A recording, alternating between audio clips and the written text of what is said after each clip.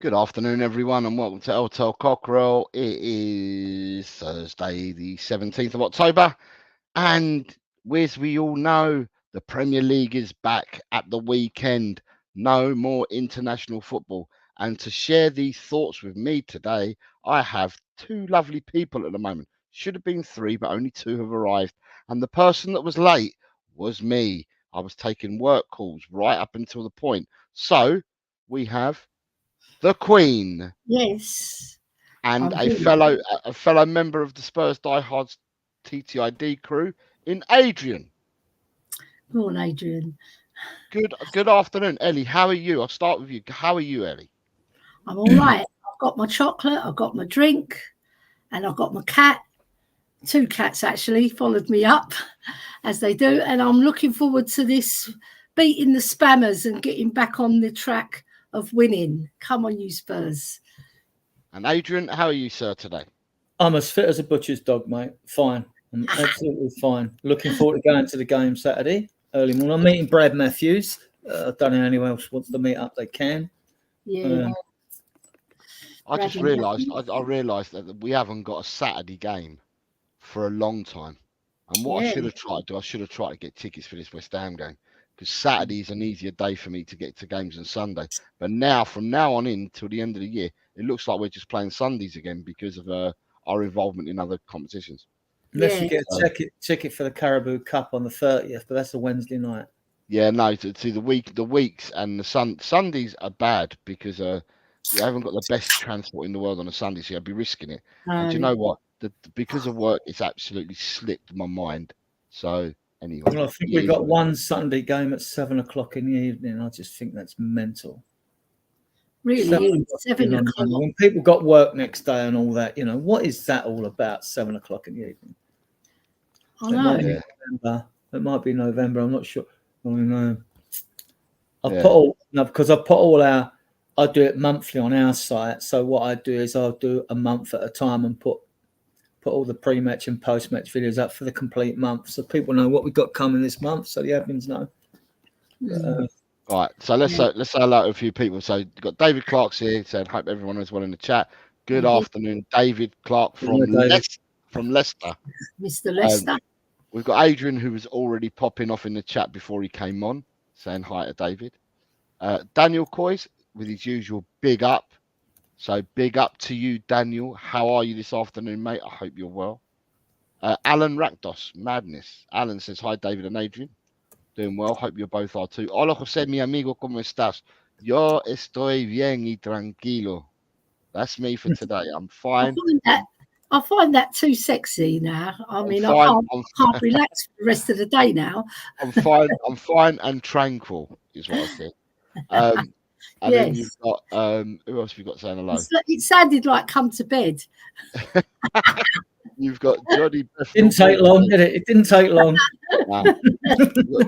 Johnny Bethany Green saying, "Oi, oi, Savaloy." You've got Finn here. Good afternoon, Finn. I hope you're well, mate. Says big up Jose and the rest of the chat. Hello, Finn. I hope you are well this afternoon, sir. Nice to see you here. And he says this weekend's game is a must-win. Vindaloo is here saying big up to you, Vindaloo. I hope you are well, sir. Right, Scott Colliver, not seen you in a minute, Scott. How are you, mate? I hope you are well, Scott. Missing you on the predictions, mate. But yeah, if you wanted to do the predictions on a Friday, Scott, if you don't make the show, leave them on the comments after the stream, and I'll take them from there from you. But good afternoon. For you, it's good evening because you're in Oz. So it's good evening to you, Scott. I hope you're well, sir. Finn also says that he's glad the international break is over. Thank you. Yeah. Phil Coys. Come on, you Spurs. Glory, Tottenham Hotspur from our Shropshire lad, Phil. I hope you are well, Phil, whether you're working or not working. I hope you are well this afternoon. Peter Kagaias, say hi all. It's 2:14 a.m. in Melbourne. Good morning to you, Peter. I hope the ED department is treating you nicely. And then we have Kate here saying hi all. And as I say that, there's someone coming in from the back. It's our fourth person. We can add him. Shall I add you? Want to add yourself? There he is. Hey, Colin. Hey, what's up, everybody? Is that Hi, man mate. from Just across saying the hello to pond? the chat, and then I tell you, this, for anyone that doesn't know, Kate has changed or rebranded her channel, so this would be Kate rather than Jim, and she's now the perfect match. So for those that don't know, as Alex would say, get to know. The perfect match is Kate and Jim's channel. You've got Noel Kane. Good afternoon, guys. Thank you. Ooh, imagine myself. This break has been boring. I fell asleep. But Yeah, he says, true. like, subscribe, and shares what Noel says. Yeah, that'd be great. Yeah. Ellie, I will be hiding behind my sofa on Sunday when Spurs ladies play Chelsea. It could be embarrassing. Yeah, I know. I hope not, but it probably will be. And then you've got Yes, international break. Daniel Coy says, international break always makes me realise how much I miss Premier League football. Yeah. Yes. Niall Kane says, Sunday games are a pain in the arse. Football for me is Saturday 3 p.m. sports. Yeah. Good afternoon, Spurs analyst. Good afternoon, Dan. I hope you're well, sir. It says, big up Jose, Ellie, and Adrian. I hope you are well. Yes, we are, mate. Let's I hope go out, you're Colin. And Colin, It was before I was here. It's Oh, It's okay. all earlier. Yeah, it's all earlier. He'll put in another chat. And then he says, big up to everyone in the chat. Got Ben here. Good afternoon. Ben says, afternoon, everyone. King Mod's here. Finn saying, Saturday's game is a game where both sides will look at it and say both sides are there for the taking.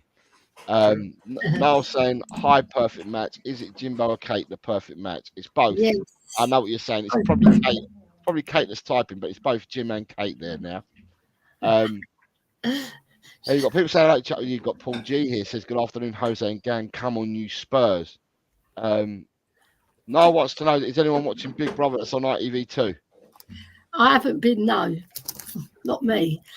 I do normally watch it though, but I just haven't got into it. And then you've got Ellie saying, it's me, the Queen, bigging you all up. Jesse, good afternoon, Jesse. I hope you're well, Jess. Hope you're Hi, well. Jess. Hey, Well done, Jess, well long time no see. 10K. Well done for over 10K, Jess. Well done. Holy shit! Brilliant. That's Yeah, crazy. well That's done. awesome. If you've got that, Brilliant. that's better, mate. Brilliant. Very Yeah, entertaining. she's only been going since January, so she's doing really, really well over there. So Super yeah, nice, she's worked. Her and her crew have worked really hard, and yet, bless up to them, they've gone past the 10K, and they're now looking to go to 20. Is what she said on her show the other day when I was in there. So yeah, Onwards and upwards. the road is long. It's beautiful. You got a beautiful singing voice. Oh and my God! Jose can sing a song. There you go. Look, we've got a panel of singers. Right, You guys have got great voices, so great on me. Oh, snap. Vindaloo says, afternoon all. It's your friendly Arsenal fan. Big up. Good afternoon, Finn, like we said. I hope you are well, mate. Is there a break when England play Germany at the end of October? Yeah, there's another international break at the end of November. Yes. but this game he says is in October, so I know that there's another one coming up. Would someone call themselves baked potato on there? No. What happened in that is on the first day that they went in, Big Brother set a challenge about something or other, and that lady's name, whatever her name is, she got the tag that she's going to be called baked potato. Big Brother done that. No one can call her by her name. She has to be called baked potato. So that's what happened. That happened on the first. That happened on the first day. And then you've got Jessie's being too kind. She says couldn't do it without my lovely Spurs community. Yes, you could, Jess. Yes, you could. We've got to get you on, Jess, when we talk something a bit more broad ranging rather than our club or your club, you know. Yeah. Well, that's when you're not busy because you're on 24/7, 365 days a year. You must have MacBooks under your eyelids. You have to look at your diary. The Spurs community have definitely gone over and supported Jess, but not to the tune of 10,000. Or it could well be that they all like Jess and they just don't like our channels and they subscribe to Jess and not to us. I get to find Jess on our one, go to her, and then they just stick with her, which is quite kind of cool as well. So. And we need to check up on Manor Solomon as well. Make sure, you know, you're treating that they're looking after him. Yeah.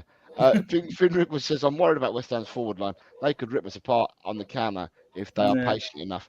I will come to West Ham in a minute when we start getting into the show. Finn, they'll be too busy picking the ball out of their net. Finn says Ayo. Jose and Ellie should be both on Britain's Got Talent. It's true. It's Colin. Colin. Doesn't it? Goes without saying. Colin, is your second name Montgomery? Is what Niall's saying. It is not. It is not, unfortunately. Right, I've said hello to everyone. Right, so I'm going to start with the international break is over. Hey, woo! Right, and you're going to have to bear with me because I'm not going to give you facts on this, but everyone is back apart from I don't know where Angel's done this interview, but he's done an interview where he's talked about players that are fit for this weekend and stuff like that. And this is definitely not the press conference. And he's talked about everyone being fit, having a full fit squad to pick from, but there was just a couple of players returning. Now, it's interesting because this international break, everyone's players have gone to this international break, but with our players coming back, the first person that would have been back on the would have been from Solanke, because England played their game, they played their second game Sunday. Yeah. So therefore, he would have been back at Hotspur away on Monday. Obviously, the players that didn't go out on to international break would have stayed behind. So your players like Sonny and Richarlison and Ilk, they would have been training. They were coming back from fitness. Some of them would have been training. But the last players to play would have been the players that played yesterday, or sorry, late Tuesday night, which is Romero. And you had a couple of, I think Sarr and Basuma played Wednesday or Tuesday.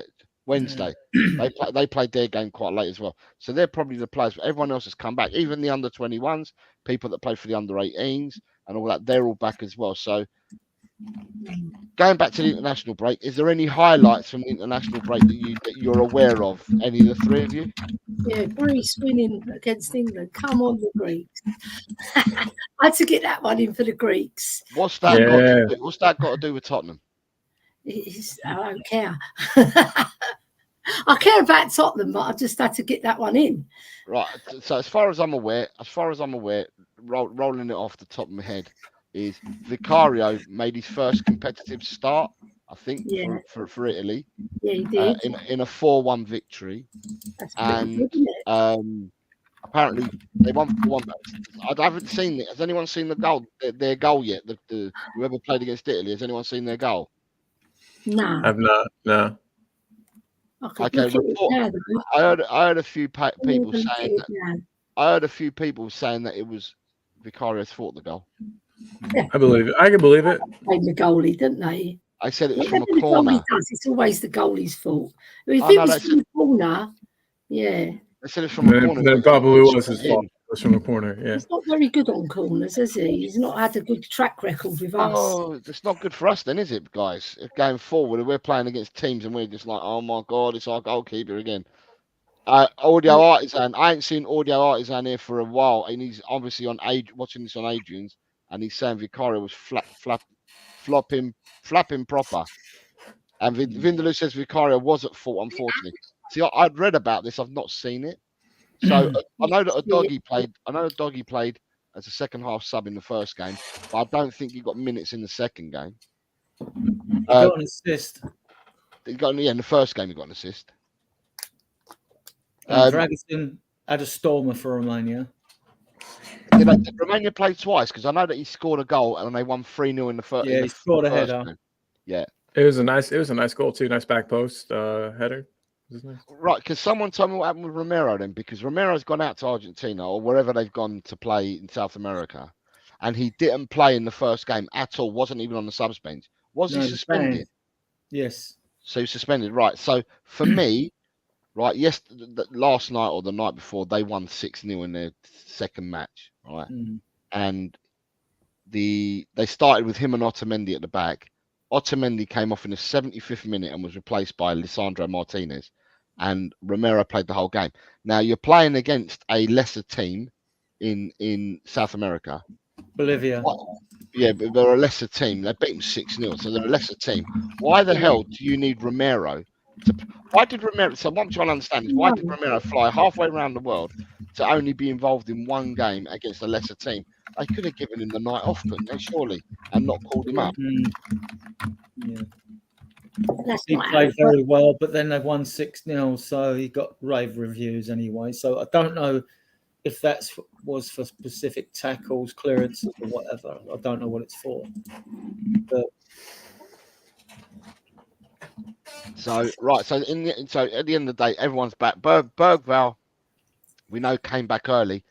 Has already said he's not worried about Bergvall for this weekend.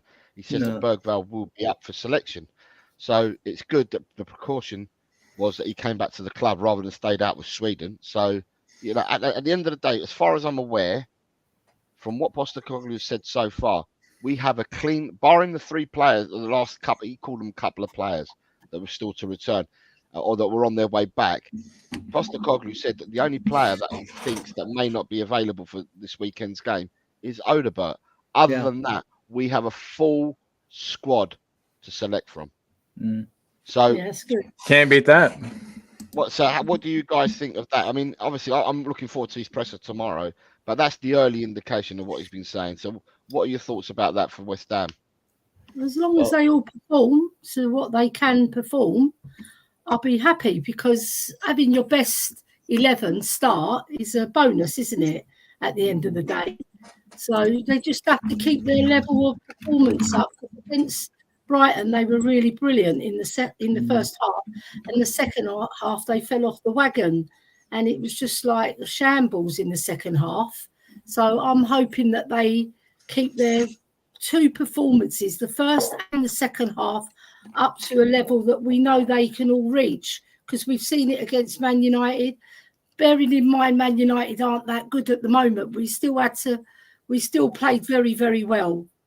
I don't care what anybody says, we played very, very well in that game, and we made them look worse than what they are. And the Brighton first half was sublime. Some of the football we were playing was some of the best football I've seen us play, and Manchester United as well. So I just want to see them perform to the level that we know they can. Adrian? yeah, well, I mean, I don't think Romero will start because he's come back too late to start, I think, with jet lag. But their game was 1 o'clock. I'm not sure it was 1 o'clock on a Wednesday night or 1 o'clock on a Tuesday night. It would have been Tuesday. It would have been early for us. It would have been 1 o'clock our time, early Wednesday morning. Early Wednesday morning. It's Tuesday night, early Wednesday morning. Yeah, so you got Thursday, Friday. time it's them. So you got next day. If the worst ways you can fly it, say Wednesday or Wednesday night. He's arrived Thursday, 24, sort of 36 hours before a game.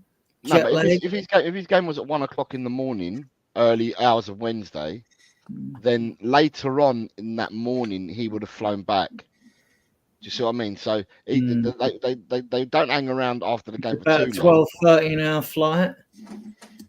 So then he would have been back. He would have been back at Tottenham by Wednesday evening. At the worst case scenario, Wednesday evening. Okay, he's back Wednesday evening. That leaves Thursday, Friday. He may start. I mean, like, it's a good chance to give. I mean, Dragoson's in Europe. He hasn't travelled so far. It's a good chance to give Dragoson the game. I'm not bothered if either start. Dragoson's got to start playing alongside both centre backs just to get used to it. Because at times he looks as though he doesn't know doesn't know where to stick or twist positionally. You know, he looks like he's got all the attributes of a good defender though. So you know, we don't know if or not. Well, you don't know whether Ange may. I mean, you got Alkmaar Wednesday. Ange may decide to give Porro a rest even, play Gray or Spence, especially if Spence is to find a new contract. That puts my one in Vanderson from Monaco out the window theory, because we've got 2 right backs now with Spence and Porro, and that's not including Gray. So I don't think we'll be going for a right back in the summer.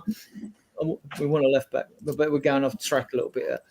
So I mean, I don't know if Romero will play or not. Depends, doesn't it? When they have a look tomorrow, training, press conferences. Even then, you know, Andrew's thrown curveballs with his selections before, isn't he? So it's going to be a strong side, though, whatever it is. It's going to be strong. Just hope Werner don't play. Colin, your thoughts, mate? Yeah, I mean, like what Adrian's saying. 100%. Well, I mean, with what Adrian's saying, I think that it might be a good thing for Dragic to get some game time. You know, he came here with offers to go other places where he would have been guaranteed some playing time. I don't think he's gotten enough here. So if we have Dragic, as long as we've got Van de Ven next to him, I feel pretty safe about it. Obviously, you know, after that goal that we conceded where he was playing the man on side, I'm sure they've worked on that in training.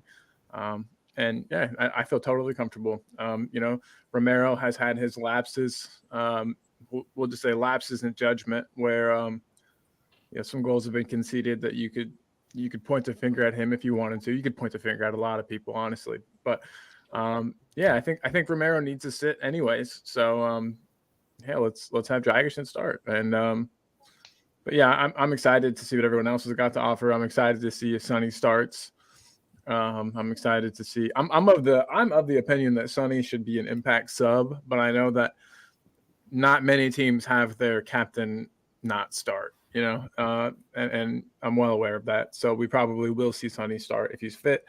I'm excited. I think there's every reason for us to go out there and win this match. They've got some good players, absolutely. I see some people in the chat have been talking about, you know, how if they came at us on the counter, they could do well. You know, they've got Bowen, they've got Kudus, they've got some good players. But I think that we just edge them out in quality. I think that we will create more chances than we concede, and as long as we are clinical, I guess is the word, then we'll have a good result. Mm-hmm. Mm-hmm. Right. So what I was going to say, right, to you guys is we lost against Brighton. Right. It's inexcusable for me what happened in the second half, and I think the players let us down, let themselves down, the manager down, and the fans down in the second half. I mean, it just seems to be that they became devoid of ideas, and I don't. It's as if the heart had gone out of the team in the second half. Now, Ange, and this is my only opinion. This is only an opinion, and it's mine. Doesn't mean I'm speaking factually, but I think that Ange would have ripped into them, right? At the Did you see that? Did you see that interview that he did where he said that after a match isn't like after the match before an international break isn't the best time, but that he's angry and he's ready to tear into him whenever they get back? But I reckon he did tear into him, Colin. But the problem you've got is there's tearing into him, right? And then but it's going in through one ear and coming out the other because all these players are then leaving that dressing room. They're not coming back to Tottenham. They're going off to their countries to play international football. Yeah. So my feeling is, and I remember it's only an opinion that I have. My opinion is that what then happens is that Postecoglou has ripped into him on that after the game at Brighton. He's now had time to stew on it. He's waited for them all to come back, and he might be a bit more methodical in the way that he rips into them prior to the West Ham game. What are your guys' thoughts on it? Well, the Brighton game, it was a perfect storm of defensive errors, wasn't it? So the first goal you blame on you doggy, but then the cross came in, so Porro wasn't there. And then you get to the second goal, which like you could see, it depends if you're a Spurs fan, you're always going to pick the player you like less and blame him, right? The second goal, Bentancur should have got to the byline quicker, but then the cross comes over. Then because Romero's been a bit suspect this season so far, you know, mate, he scored the header, didn't he? So you had that for the third goal. But my biggest grudge was it wasn't so much. I don't blame Ange on his like adaptation on the field and all that with the players, but I question his game management, and I didn't like an aspect of his interview afterwards. Mind you, he was angry, so that was different. I mean, to me, when things are going wrong like that, I mean, we know that Werner can drop back. He should have dropped back. Solanke should have dropped back because he pressed. We know Johnson don't do that. So to me, in situations like that, they should have, you know, tactics involved whereby, okay, Johnson stays up, he's the out ball. I mean, would Harry Kane have stayed upfield if we were struggling? No, he wouldn't need telling. I question the players' football IQ and tactical awareness on the field.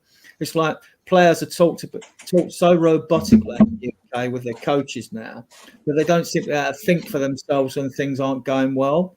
I mean, if I was critiquing Ange, I wouldn't knee jerk it because I've seen all these sort of things all before. I wouldn't have a knee jerk reaction like a lot of fans are. They go, "Oh, we should have made subs after the second goal." No, that was 3 minutes into the second half. You're winning the game. Carry on. You know, half time, it's like carry on, more of the same, please. You ain't got to change anything. But as soon as the second goal went in, okay, now substitutions. But he didn't do it. He didn't do it. In his press conference afterwards, I think he was trying to fathom out what went wrong, and his head wasn't quite clear at the time. But when he said, "Oh, subs would have made no difference. I don't want to win falsely and all that." Yeah, well, I do. I'm winning falsely against Coventry. Give me that every day of the week. I'll take every win that we don't deserve to win, because there'll be enough times when we should have won when we didn't. You know, like West Ham at home last year, Aston Villa at home when we had something like 17 chances in 25 minutes or something, and we lost. You know, so I'm taking every win we ever get. I'll always celebrate the wins. I don't care how they come. Obviously, I want to win with style. We all want that. That's the romance in football, isn't it? But no, I blame him for not making subs at 2-2. And I think his mind wasn't in the right place when he was doing that press interview. So game management, I would query. I've got no qualms about Ange, and people say adapt. He's adapted all through this season. We've seen it. We haven't seen 2 on the halfway line. We've seen 3 or 4. In the first game, you saw Son on the left, Solanke in the middle, Odegaard on the right. In the second game, Basuma was brought back after being punished. But then you saw Odegaard on the left, Son in the middle because Solanke was injured, Johnson on the right. In the third game, he adapted again because now you see Son on the right. You saw Decky in the middle, Odegaard on the right. Right? And he's changed his substitution. When he gets it right, there's no complaints. Obviously, we win a game. When we lose a game, everything's on Ange. Well, he has a certain amount of responsibility, but so to the players. The players don't get off the hook as far as I'm concerned for Brighton, because once they cross that white line, it's down. And they were brilliant in the first half. Best half of football. It was better than Man United. It was so the interchange, the interlinking play was excellent. So we know what the team can do. I said it last year, you know, that at that time I said our front three and our middle three were pants. This year our mid three's been a lot better. You don't have 60-odd% possession in all them games if like your midfield's not clicking, right? So it's worked well with Decky playing a bit more forward than Maddison, with Bentancur, who was banned from Uruguay, so he should be the freshest player to come in and play against West Ham instead of Basuma, who played up front for his team, actually, believe it or not. He played up front. So when he was away on international duty. Yeah, so, I mean, my general synopsis is the football's been good.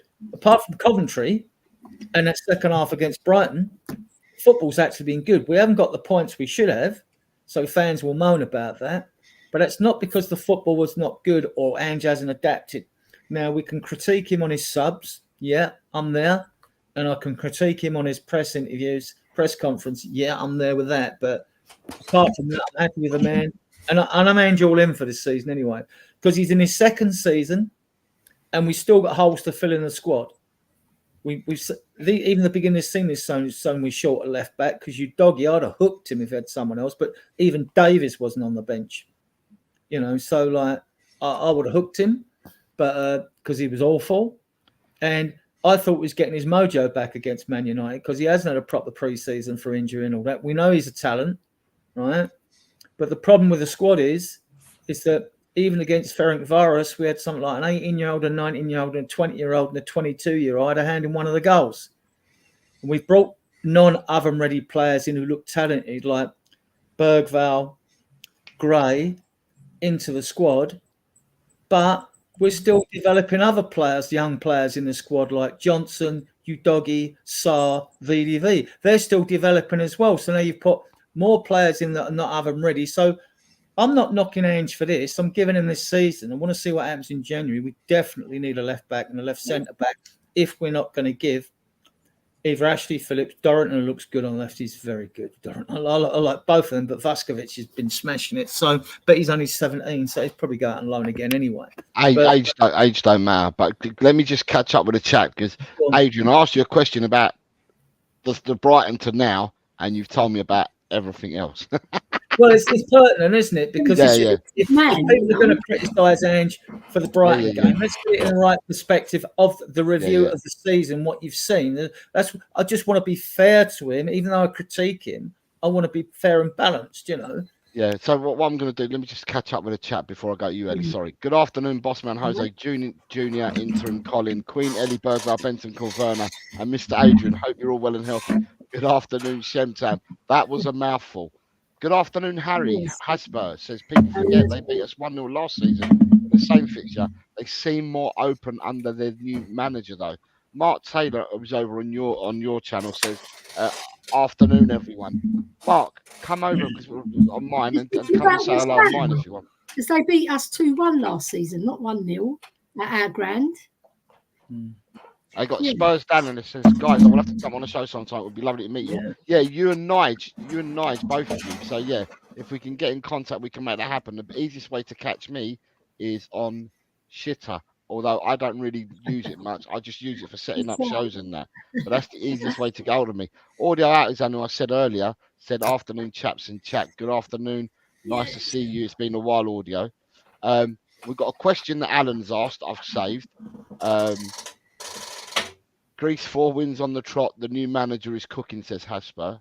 Peter is saying yes. I think he was answering things that when I was talking about the players being on international duty. If I'm going further down, you got Ronnie says, hello, Jose, Colin, Ellie, and Adrian. Come on, you Spurs. Ben Kaufman says we should absolutely beat West Ham on Saturday, but this is Dr. Tottenham. And then Daniel says Colin has one of them fans. He's criticised Ange so much he can't go back now, so he will find any flaw. We're talking. Yeah, that's a. Yeah. Okay, Jimbo, the perfect match says big up Jose and panel watching and eating. I hope you're having a nice meal, Jim. Let us know what you're eating. I'm hungry, so let me know what you got going on. Phil Coy says in Werner he trusts. Ronnie says Sonny's back fit and fires in the winner to put up all the Spurs fans that say he's finished. I love it. Just a harmless potato. So hello, all big up Queen Ellie, Jose, Adrian, and Colin. Good evening. Just a harmless potato. I hope you're well. And it's steak. Look who we've got. We've got royalty. We've got David Shear.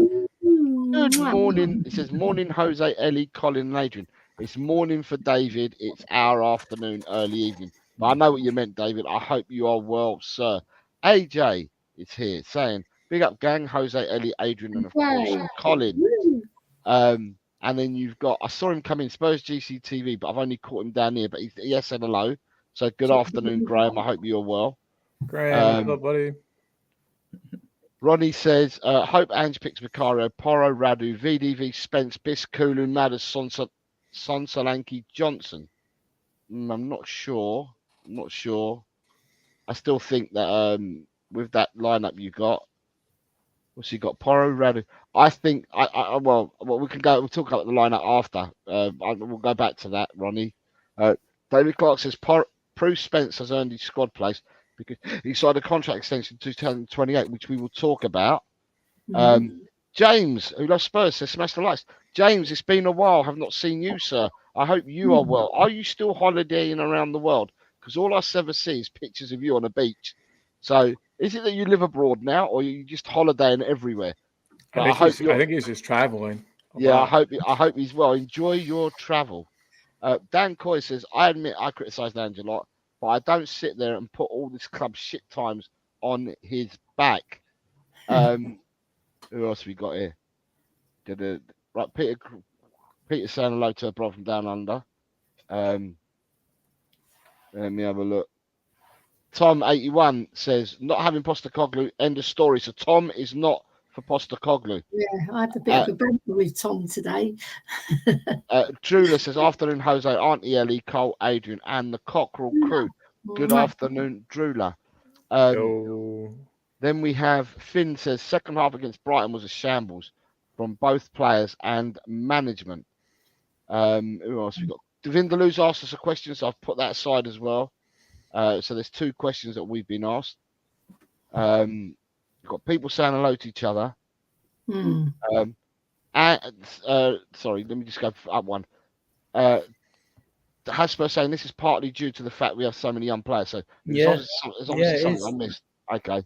The perfect match says Ange needs to keep his gob shut. We can talk about that. And Alan has gifted 5 memberships. Thank you very much. It's very kind of you, Alan. And they have gone to Benito Sotelo, another failed upload, Ben Kaufman, and Richard from Rory's War, and also Huddersfield Town fan FTV, who's one of my newest subscribers. Huddersfield Town fan TV, Nice. and I've been asked to do a show with Bournemouth fan TV tomorrow night, Nice. which I've agreed. But they're co-hosting between them and Huddersfield, and they've got certain questions they wanted me to come on and answer, which I've agreed to do tomorrow night because they're doing it when I get back from football. So their show's not till 10 o'clock in the evening. So I will be on there tomorrow. So it's quite interesting. He's already got himself a membership through Alan's kindness. Very People are nice. saying big up to Alan. Someone's come in and said thank you to Alan already as well. But there he is, Benito Sotelo. Rakdos, my guy. He's already thanked him.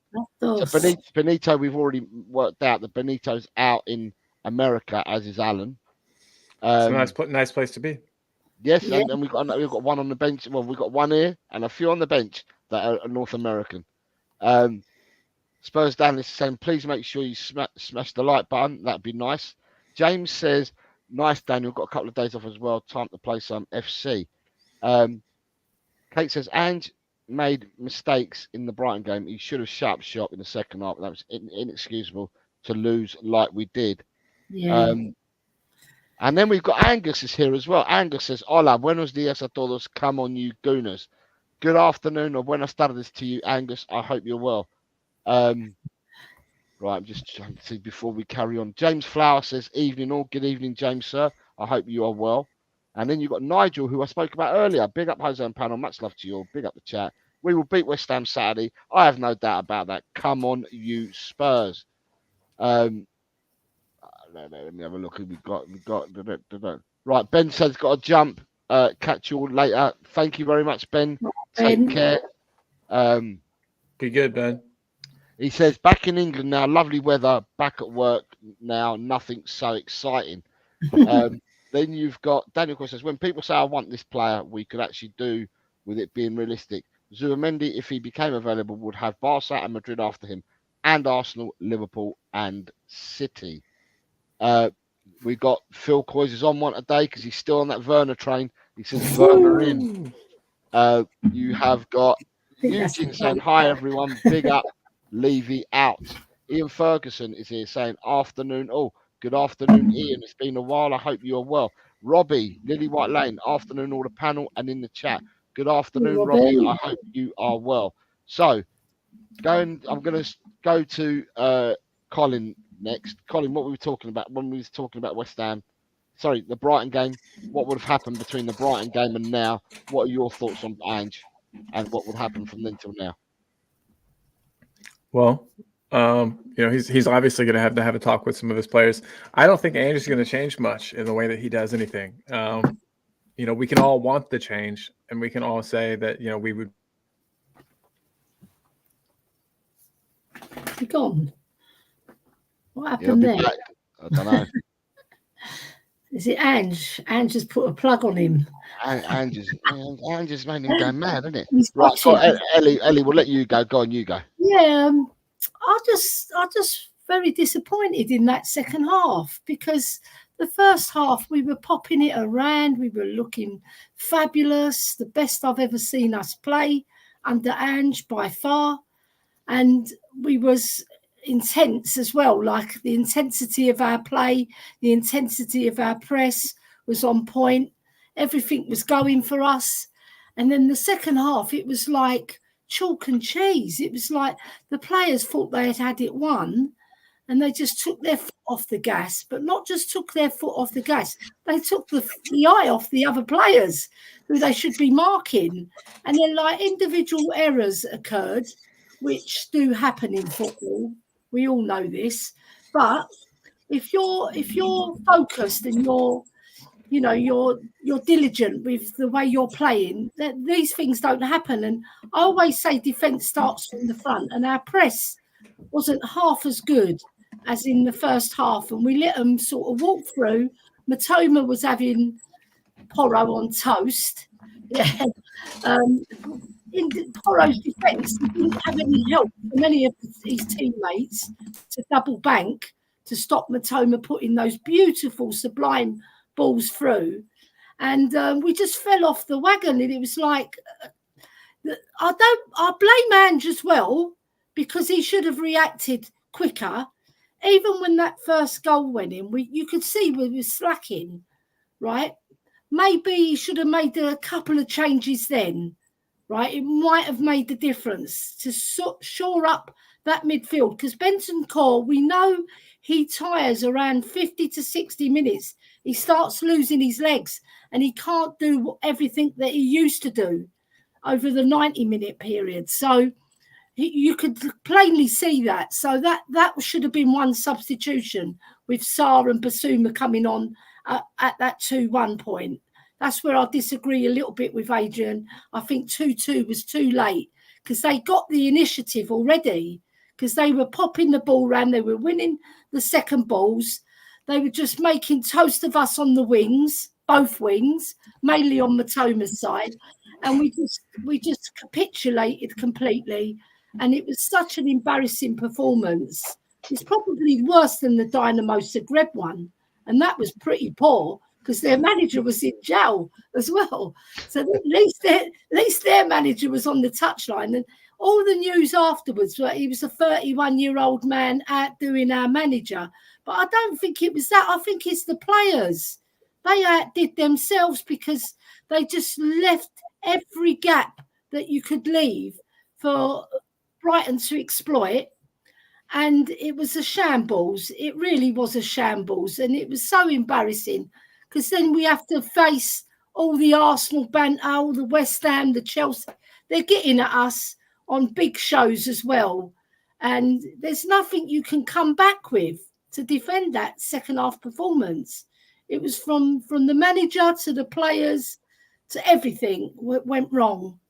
And it was avoidable. If only the players just kept their focus, kept their intensity, we would have won that game. Even though they were getting the initiative, we still would have won it if they kept their focus. But they didn't, and we paid the price. That's it. Yeah, I mean, my argument is a lot of fans...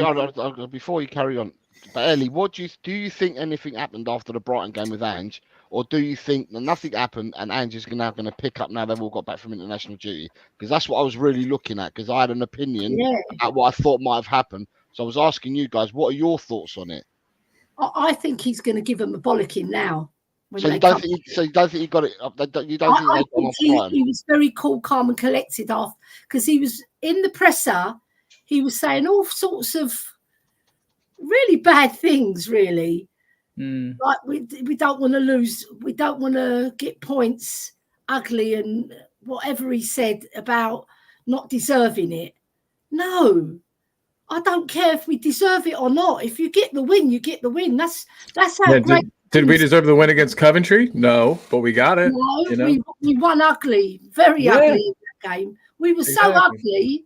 We were so ugly. It was worse than ugly, right? So I just think he's got that fire in his belly, and he's going to give it to them, and they're going to come out against West Ham and play like their life depends on it, right? Because if Ange sees any slacking off from now on in, right through the season, they're going to get it. I just think he's saving it for this when they get back. And I think they've already had a training session, I believe. They would have been training all week, because the players, Solanke came back as from Monday.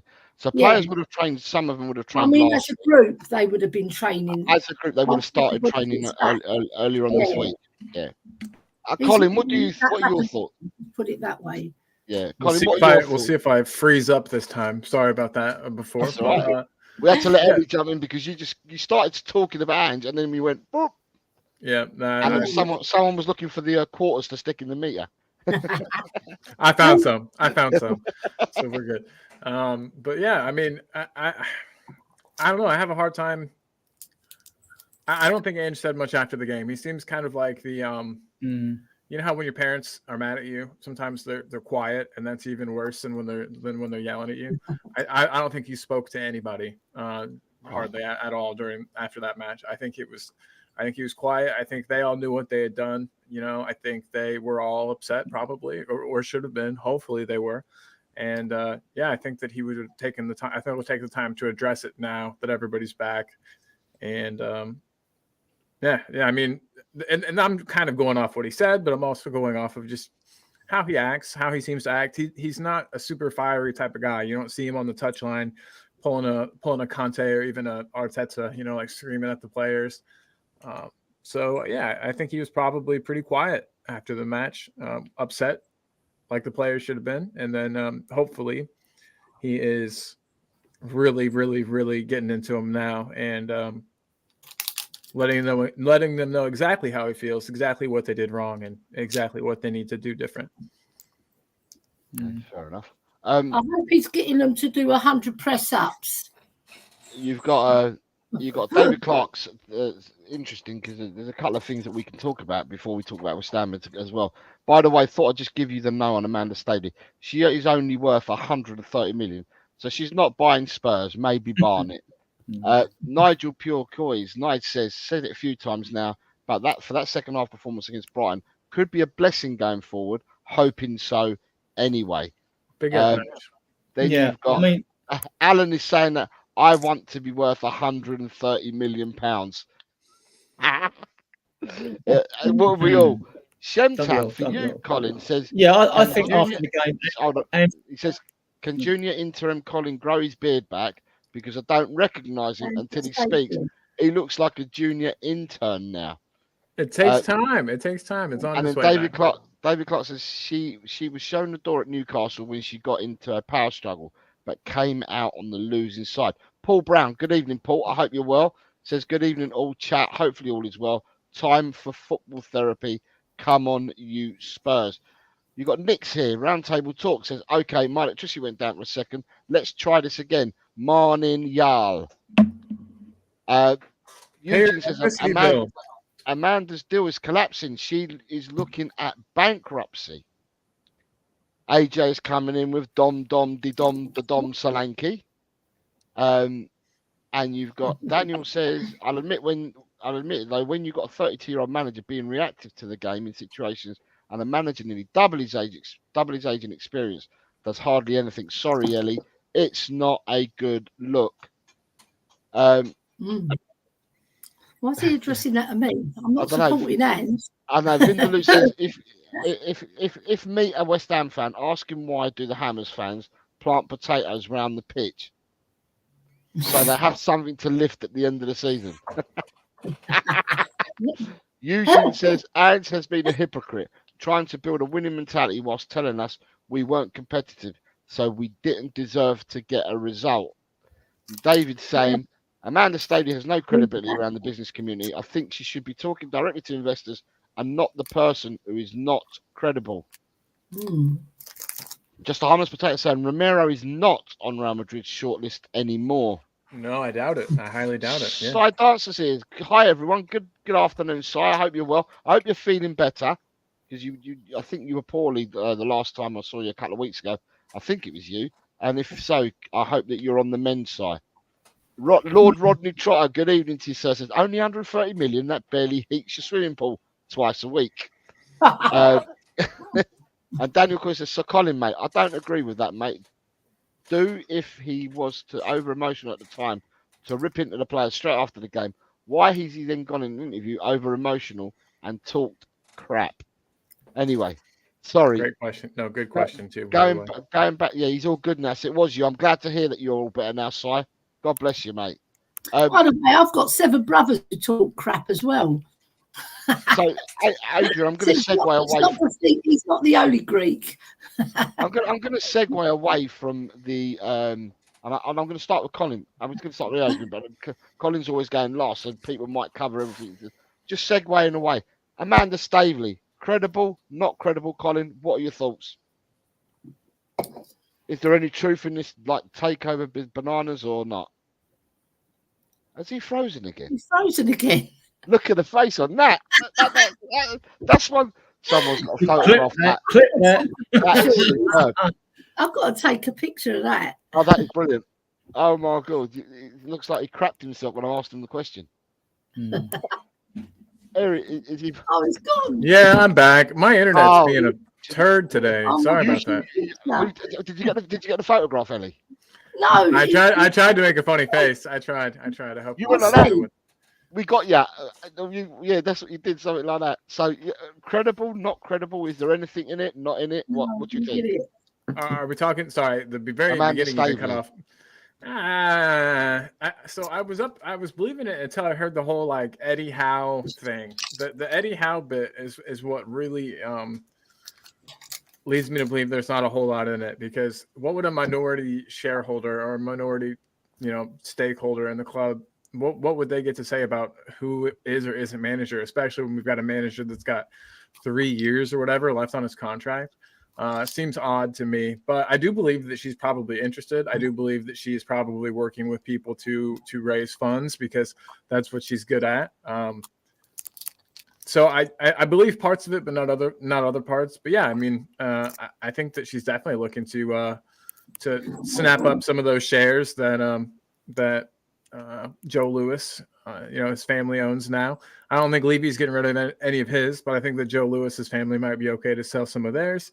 And it's tough. I think there's some credibility in it, but I think the media has taken the story and kind of run with it. And it's the Eddie Howe bit that really has me confused, because, we saw what she did with Newcastle. She was instrumental in helping them get that takeover.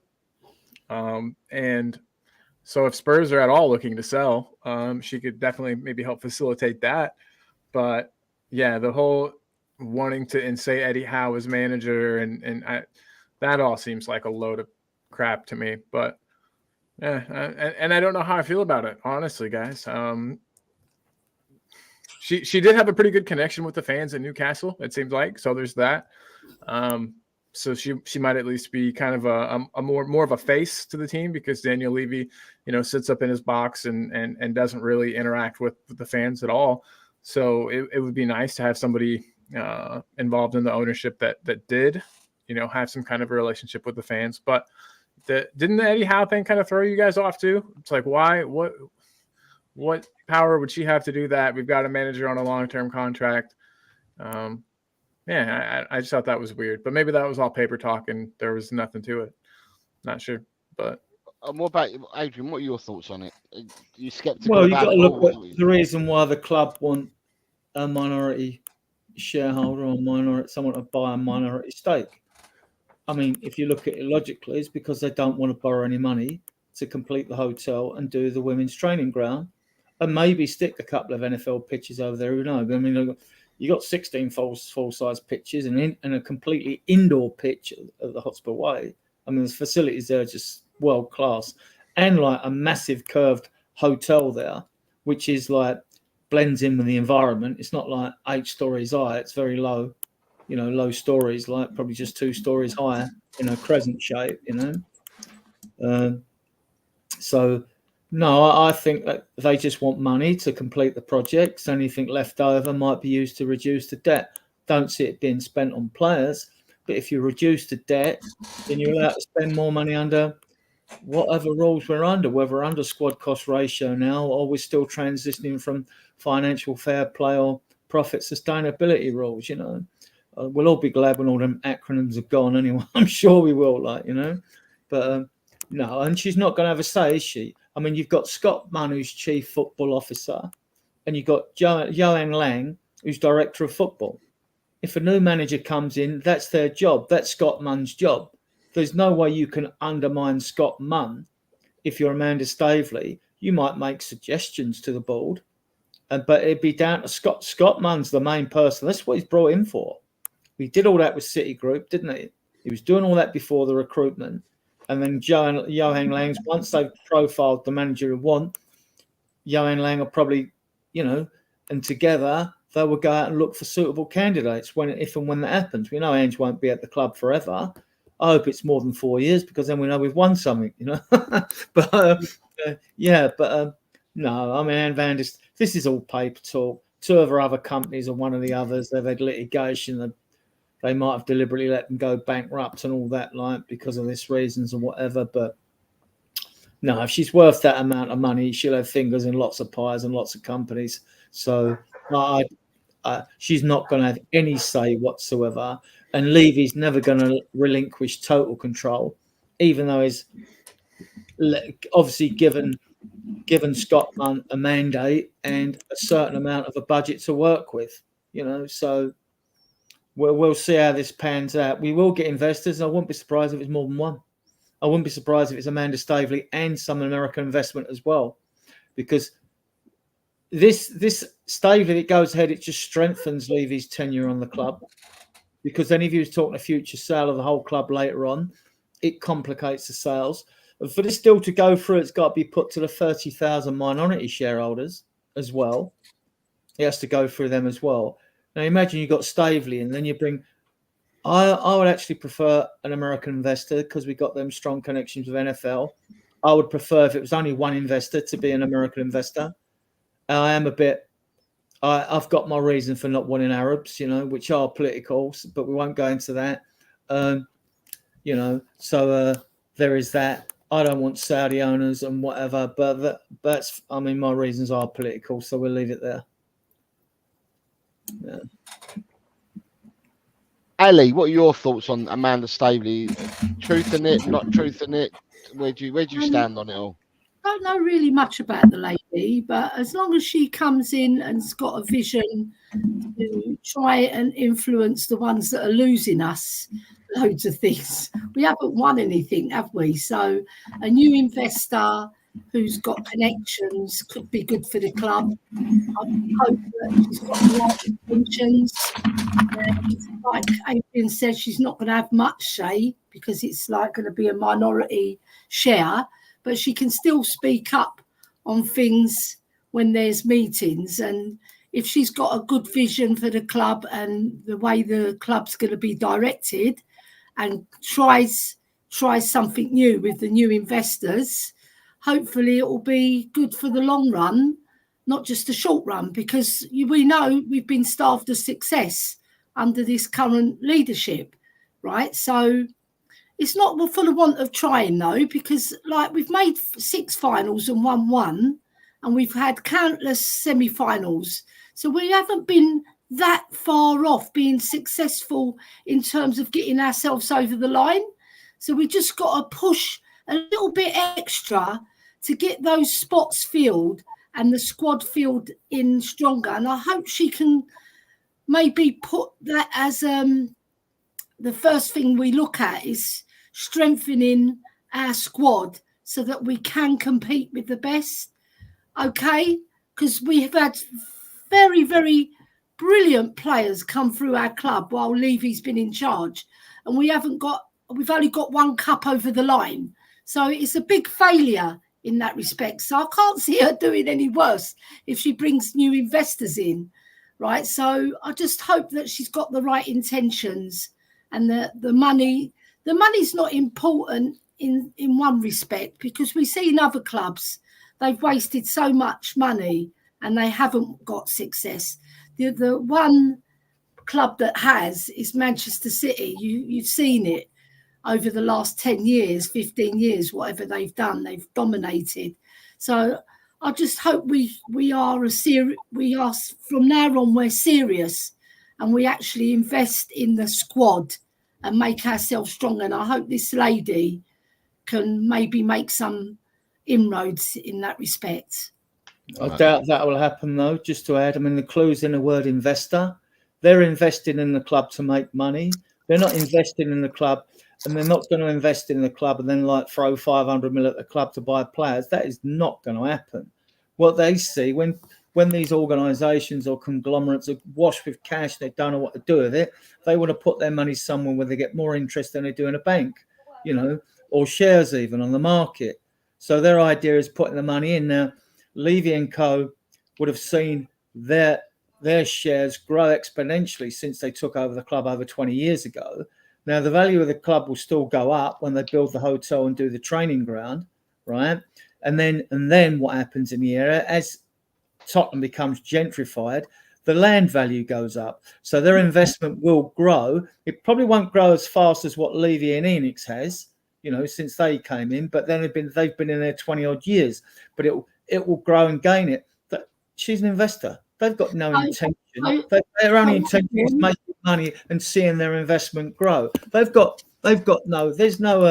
you know, altruistic deals with this deal if it goes through. It just saves the club from borrowing money to finance the hotel and finance the women's training ground. That's my cynical viewpoint. It's a shame, isn't it?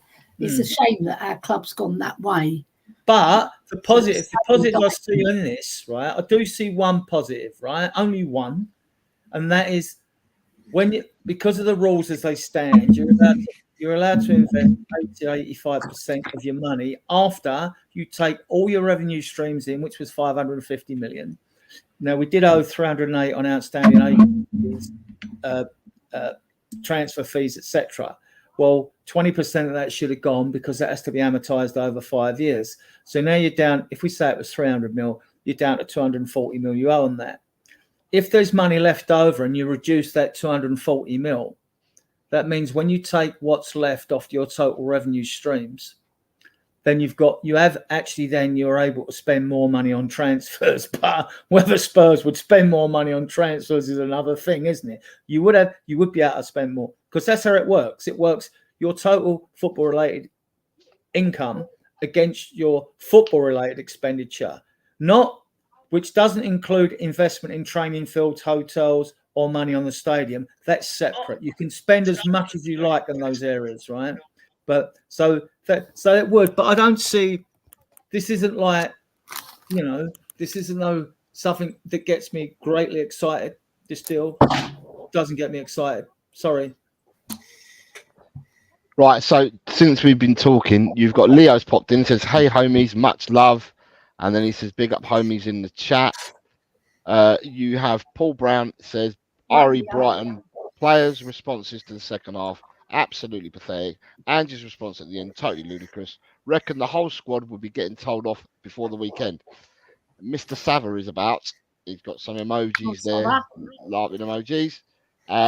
Then he said, "So Daniel Coy says, like Ben said, all she will have to say is what colour wallpaper is on the new hotel, and who really gives a crap."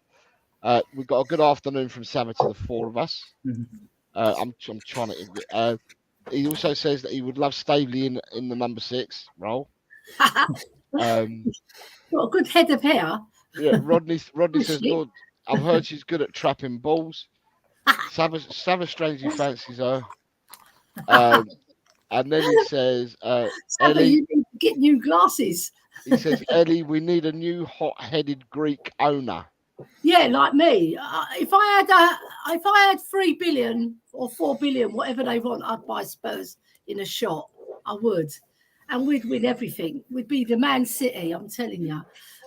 And I get Adrian as my left-hand man, you as my right-hand man, and Colin promoting us in USA. We've done it, haven't we? We're there. Boom. And then he's giving you a few Greek flags there as well. Go on, the Greeks. Dan says, "I swear the Nottingham Forest owner ran onto the pitch and threatened the ref with a gun during one of Olympiakos' games in Greece." I wouldn't. You know what? I reckon that did happen. The Greeks are crazy. And then you got Cap and Pants. Good afternoon. Says Stavely just wants a piece of Levy Sports Entertainment Extraordinaire Enterprise. Yeah. Maybe he needs a woman to touch his other knee when things are going wrong. You see what I mean? Yeah. Hey. I'll get that one in now. And then he says, Ronnie says, football revenue over football costs. Right, penultimate. Right, I'm going to talk. Yeah. Jed Spence. Oh my God. What do you guys think about Jed Spence? The news that came out yesterday that he signed the new contract till You know what? or an extension to Can I start 2028. on that Go one? on then, Can I Els start Bells. on You that? give it to us. I'd love to You give start it on to it us. because it sends out too many wrong messages. Because at one end of the, he's not getting a look in. He scores against Coventry, then never gets a look in. He's not even in the Europa squad. He's been left out of that. There are reasons why he's been left out, but then they give him a contract for 2028. I mean, what's going on at our club? They're sending out mixed messages to him and to the fans because we haven't even seen him play a full 90 minutes, really. Like we see him, the first game I saw him was against Glasgow Rangers. And then I saw him against Nottingham Forest where we lost in the cup. And then like fits and starts. Saw him against QPR when I went to the QPR ground. But other than that, the Coventry game, and then he doesn't get a look in again. He's like not even getting off the bench. So I just don't know. I think our club, like they're either ruining his career by keeping him here and not playing him, because every footballer loves to play football. That's one thing for sure. They want to get on that first 11 team sheet, and he's nowhere near it. You know, and I just feel sorry for the lad. All right, maybe he's shot himself in the foot a few times, but it seems like he was quite serious. And when I saw him against Coventry, I thought he played very, very well in the minutes that he got, and he scored a goal, and then nothing after that. It's just baffling. It's baffling, really is. Colin, where do you sit on it? That's all I've got to say. What are your thoughts on it? It is weird. Is it something that we did to purely to help retain his value and keep him, keep his value up, so that if we do decide to sell, there's time left on his contract. The other team has to pay more money. That's my first thought. Yeah. But I mean, he has been playing well whenever he's given time, and that's on the left, which isn't even his natural side.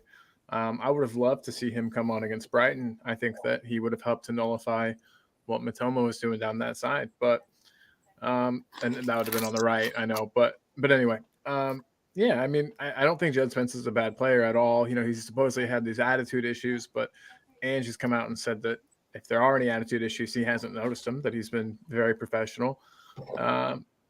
Yeah, I'm about as shocked as everybody else, but hopefully this means he's got a bigger part to play, because we are short on the defensive side of things, especially fullbacks.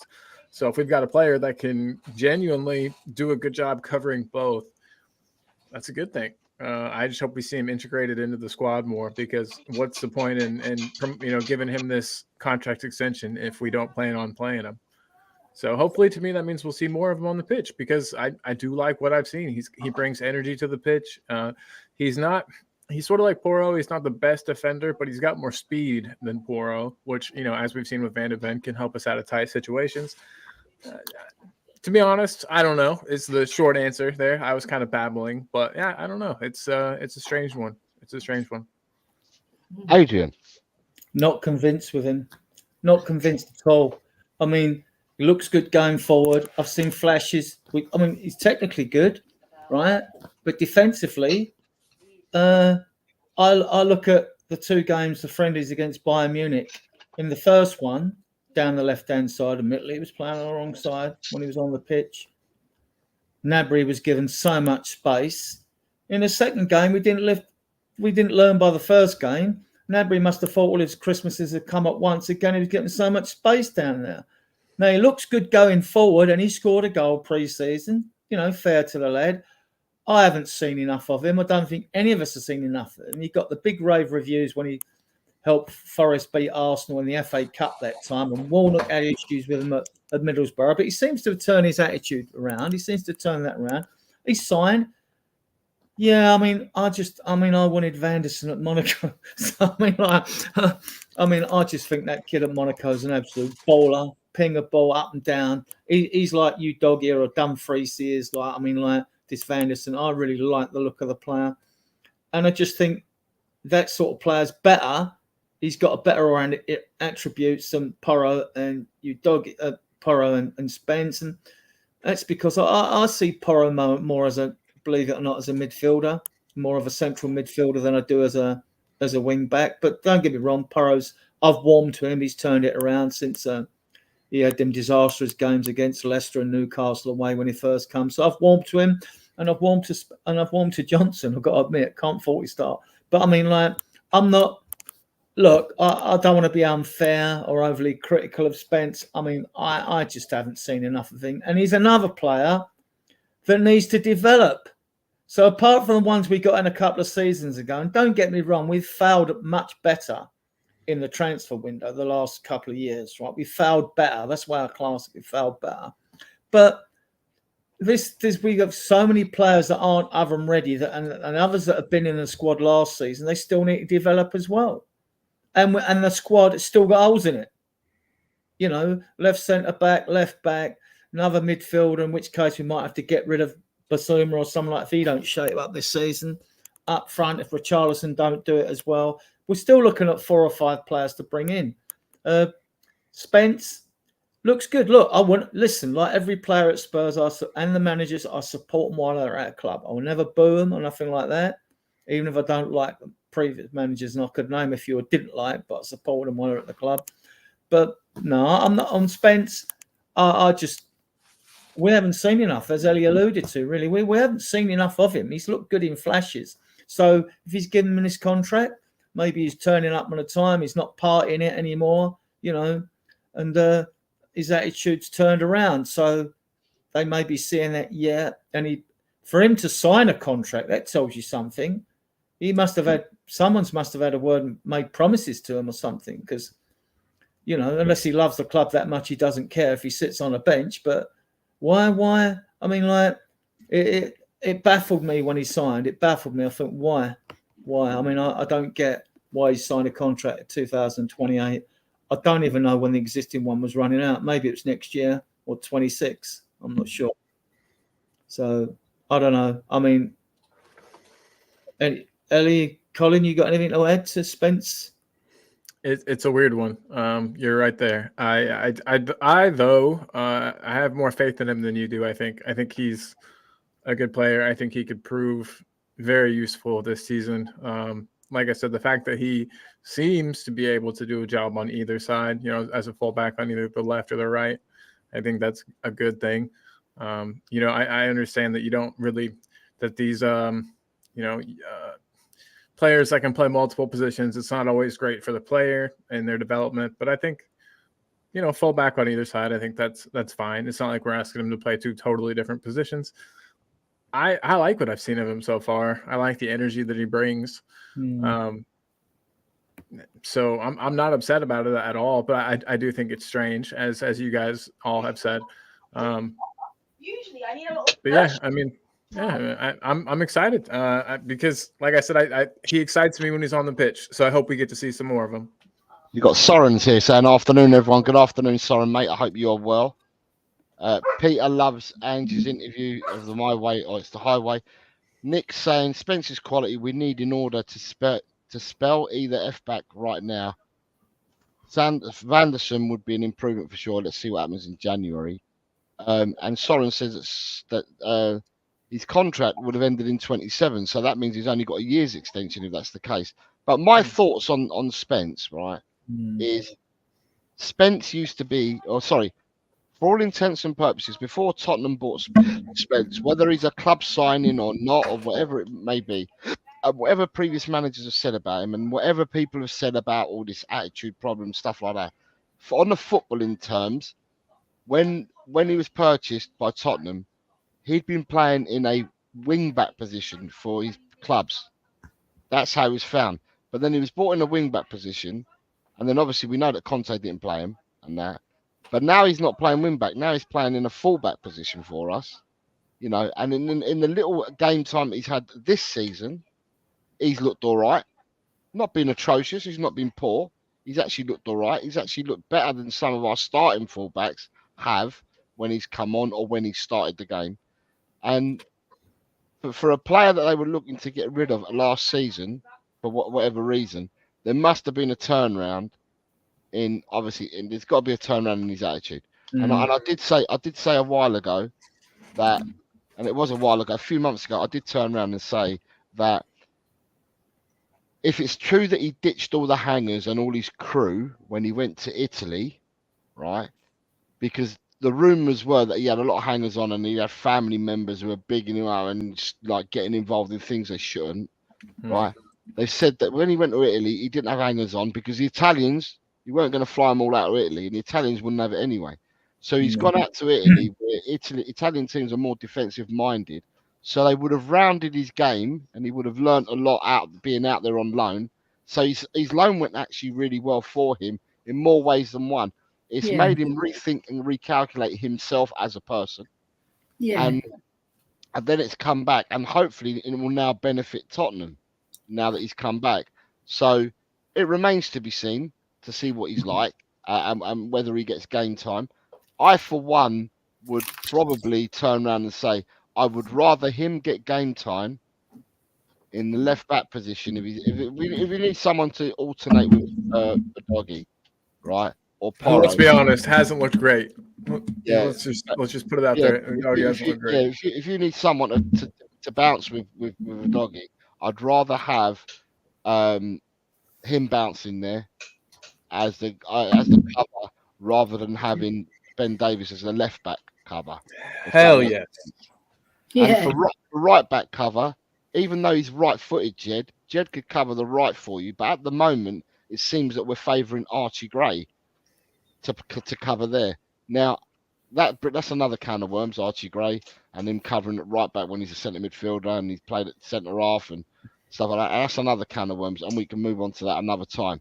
But the other than that is, right, guys, what do you expect the lineup to be? What do you expect him to make many changes? Is he going to make changes? And if so, what's the lineup do you reckon it's going to be against West Ham? Who are you sending that to? Whoever wants to go first. Adrian wants to go first. Yeah, go on. Adrian's got his fingers together, so he's ready. I do pre-match write-ups and post-match write-ups. When I'm in the mood, it's hard when we lose a game to do a post-match write-up, right? But I do them anyway, and I usually do them a bit before the presser, so sometimes I have to rush back and update them because I find out that someone's fit that I thought was injured and all that. I don't think Richarlison and Son, although Andrew said today, and I couldn't find a link like you, Jose, for a press conference, probably tomorrow. No, there isn't. There's on X. There was an interview. There's an interview. There's interviews on X. With the goalie, Schwarzer. I can put the link. I can put the link in the private chat for you guys. Is it an up to sport one or something like that? It's got to be something like that. But there is an interview. There is an interview of sorts that he did earlier on this week where he talks about some of the players coming back from injury for the West Ham game. But that's not the actual presser. The presser for the game is not till tomorrow, Adrian. Yeah. So basically, what he said in that short clip was that Richarlison and Son are fit; they're available, so they're in contention, and I'd leave it there. And Odegaard will probably be fit after the Alkmaar game if he isn't fit for the Alkmaar game, which is good because we're going to need all these players. We're going to need Richie as well, even if fans go into get a bit of a huff when he starts changing the team. It's going to have to happen. They can't all play. I mean, I would love Mikey Moore to start tomorrow, even if he only played for an hour. If he did run out of puff, I know he played for England and scored another wonder goal, didn't he? The kid's just a freak, right? So I'd love him to start. My fear is, as I did in the post, I think Werner will start again. I think the front, Johnson's got to play. He's in such good hot form. Solanke's got to play. Presses like mad. I think because Bentancur was banned from Uruguayan games, he's fresher than Basuma. So to me, he starts. And if all our midfielders start, I mean, although Decky's in fantastic form this year, you're going to be playing Bentancur out of all of your midfielders because he'll give you more consistency over a season than Maddison or Basuma will. And so would Decky, who's the workhorse in the team now, seems to have found a new role. So to me, it's Maddison, Decky, and Bentancur. And the back four, because Richarlison's come back late, what better time to try Dragerson? I'm not frightened of trying him. I've still got Romero, not Richarlison. So Romero's come back late. Sorry. So Richarlison came back really late. Yeah, Richarlison's not been around. I don't know what bus he got. you doggies just shown us how we are exposed at left back, because unless Ange thinks, and I didn't put him on my substitute usually, unless Ange thinks, oh, I better put Davis as one of my substitutes, which he may or may not do. I only pick my teams for a bit of fun, you know. On rare occasions I get them right anyway, so it doesn't matter. But maybe Davis might make the subs bench, but I think Richarlison and Son will be on the subs bench. But so do you really, Adrian? Do you think that Son doesn't start on Saturday against West Ham? No, I think they'll save him for Alkmaar. I differ to you completely. Oh, that's fine though, isn't it? It's all subjective, isn't it? I think Dragerson starts. He played well, didn't he, for Romania? He scored a goal recently for him, a header. I think he'll start with VDV. I don't know, my money's on. You could make a case for Porro being rested, for Spence as he signed a contract, or even Gray. There, you could, you know. So, but I think if you start Porro tomorrow, he doesn't play against Alkmaar on Thursday. So I think it'll be Porro. I think Udogie still plays. Spence will be. I think he'll be the emergency left back if Porro don't. Shame, because Porro looked like he got his mojo back against Man United. Then he was just absolutely awful against Brighton. Can I tell you guys, just so you're aware, Porro played in both Spain's games. Yeah. In the Nations League, he played both. Got an assist, right? Yeah, he played both 90 minutes, and his performances have not gone unnoticed in Spain. Yeah, I know.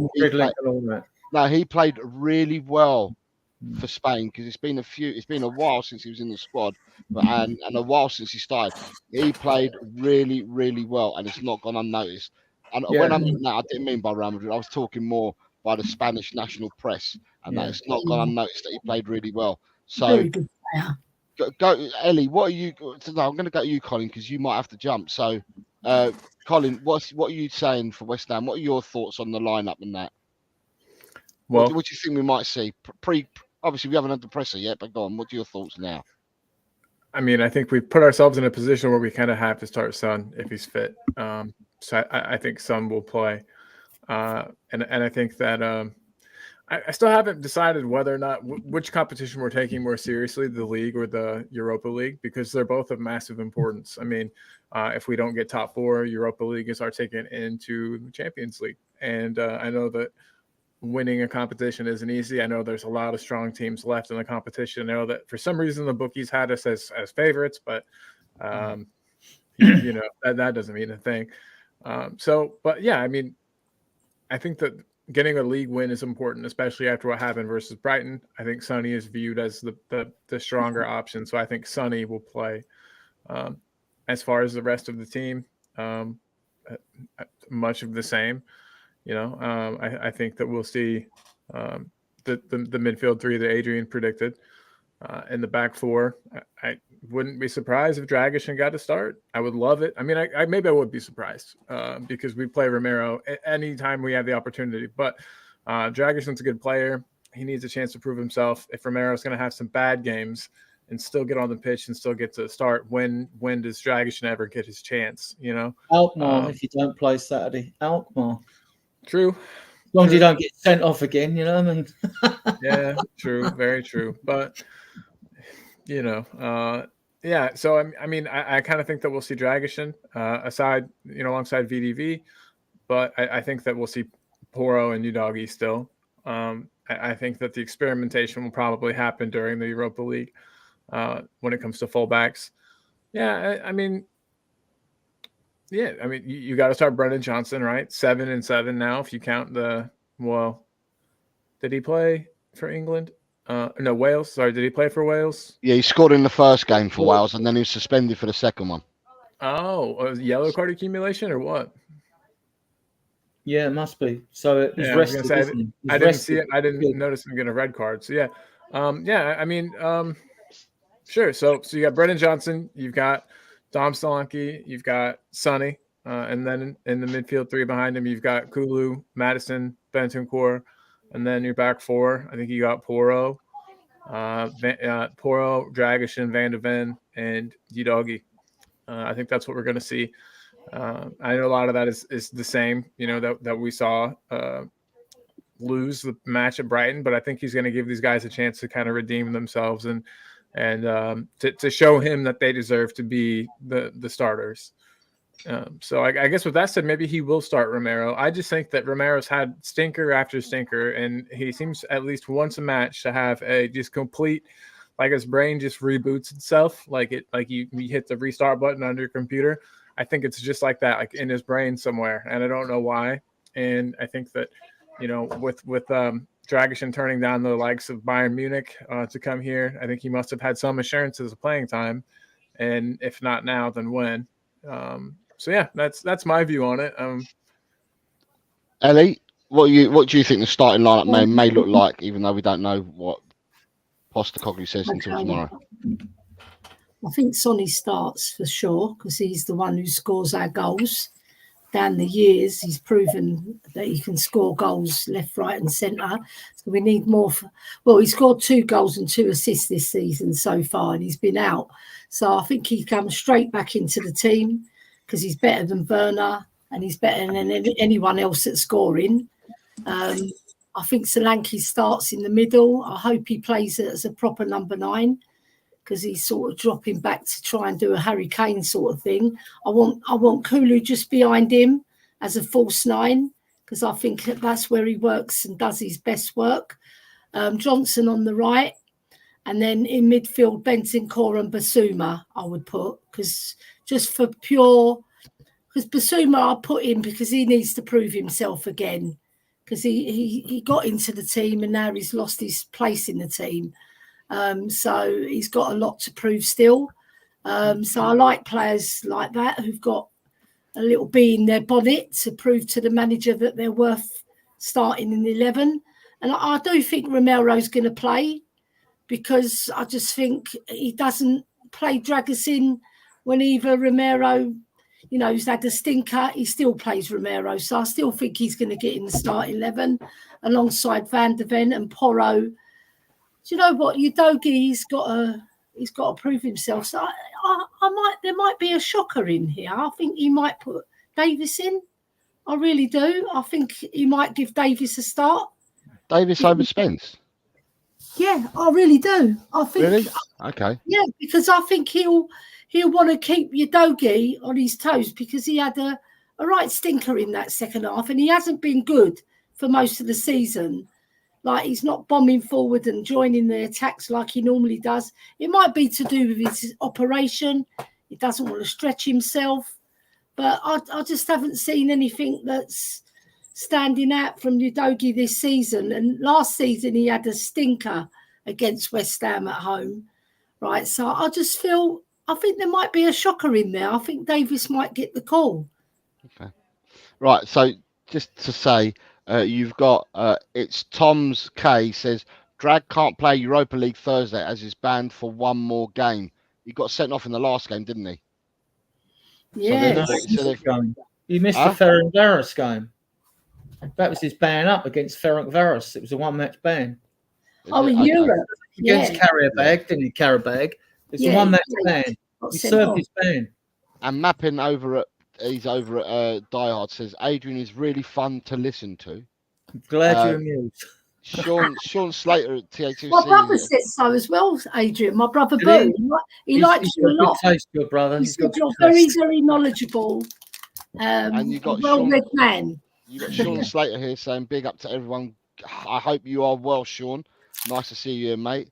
Right, so my 2 pennies worth, right, is going to be that for me, it's difficult to see which way Ange looks at it and which way he's going to be swayed by it. If Sonny is back, Sonny plays over Werner. In my mind's eye, he plays over Werner straight away, regardless that he's only he's been out injured. He would have been training. They would have watched him come back in these 2 weeks off that he's had. He didn't go with his national side. He stayed at Tottenham. If he's fit to be selected, he will start over Werner. It's what he does with the rest of the team for me, because the 11, you can pick the 11 that we're going to play against Man U. You could pick the 11 that we're going to play against Brighton. And the only player that was going to be missing was going to be Werner. The only player missing was Sonny, and Werner was going to replace him. Although I believe Mikey Moore has now closed that gap to make it more difficult not to pick Moore in front of Werner in the future. But for me, Son starts. Now, it depends how Ange gauges what happened at Brighton's second half. And, because some of the players, like you're right, Adrian, Bentancur didn't go on international duty. So, do you know what? Before I say this, I've just seen the sheriff is here. Says, good afternoon again, seeing as you ignore my comments. I'm really sorry, Mark. Did I miss your comments? Oh, Mark. Have I missed his Mark's comments? paranoid. He thinks everyone dislikes him. The only comment I can see, he'd rather play Werner. He'd rather play Adrian than Werner. There you go. I've read it out. Gary Mabbott. He'd rather play Adrian than Werner, is what he said. Right. Good afternoon, Mark. But yeah, going back to what I said, I think that for me, it depends on what Ange saw from the Brighton game and what his thoughts are with the team there. Otherwise, I think if he's going to be true to form and he just thinks he was out of character the second half and he's going to give them all a chance again, I think the lineup that we pick, the first 11, speaks for itself. And that for me would be keeper, the back four. If you're going to change someone, I would have thought it might be a doggy if you change a doggy and you put Spence there instead. Otherwise, for me, a doggy will start. So the back four will be the same. In midfield, you've got Bentancur and Kulu and Madders.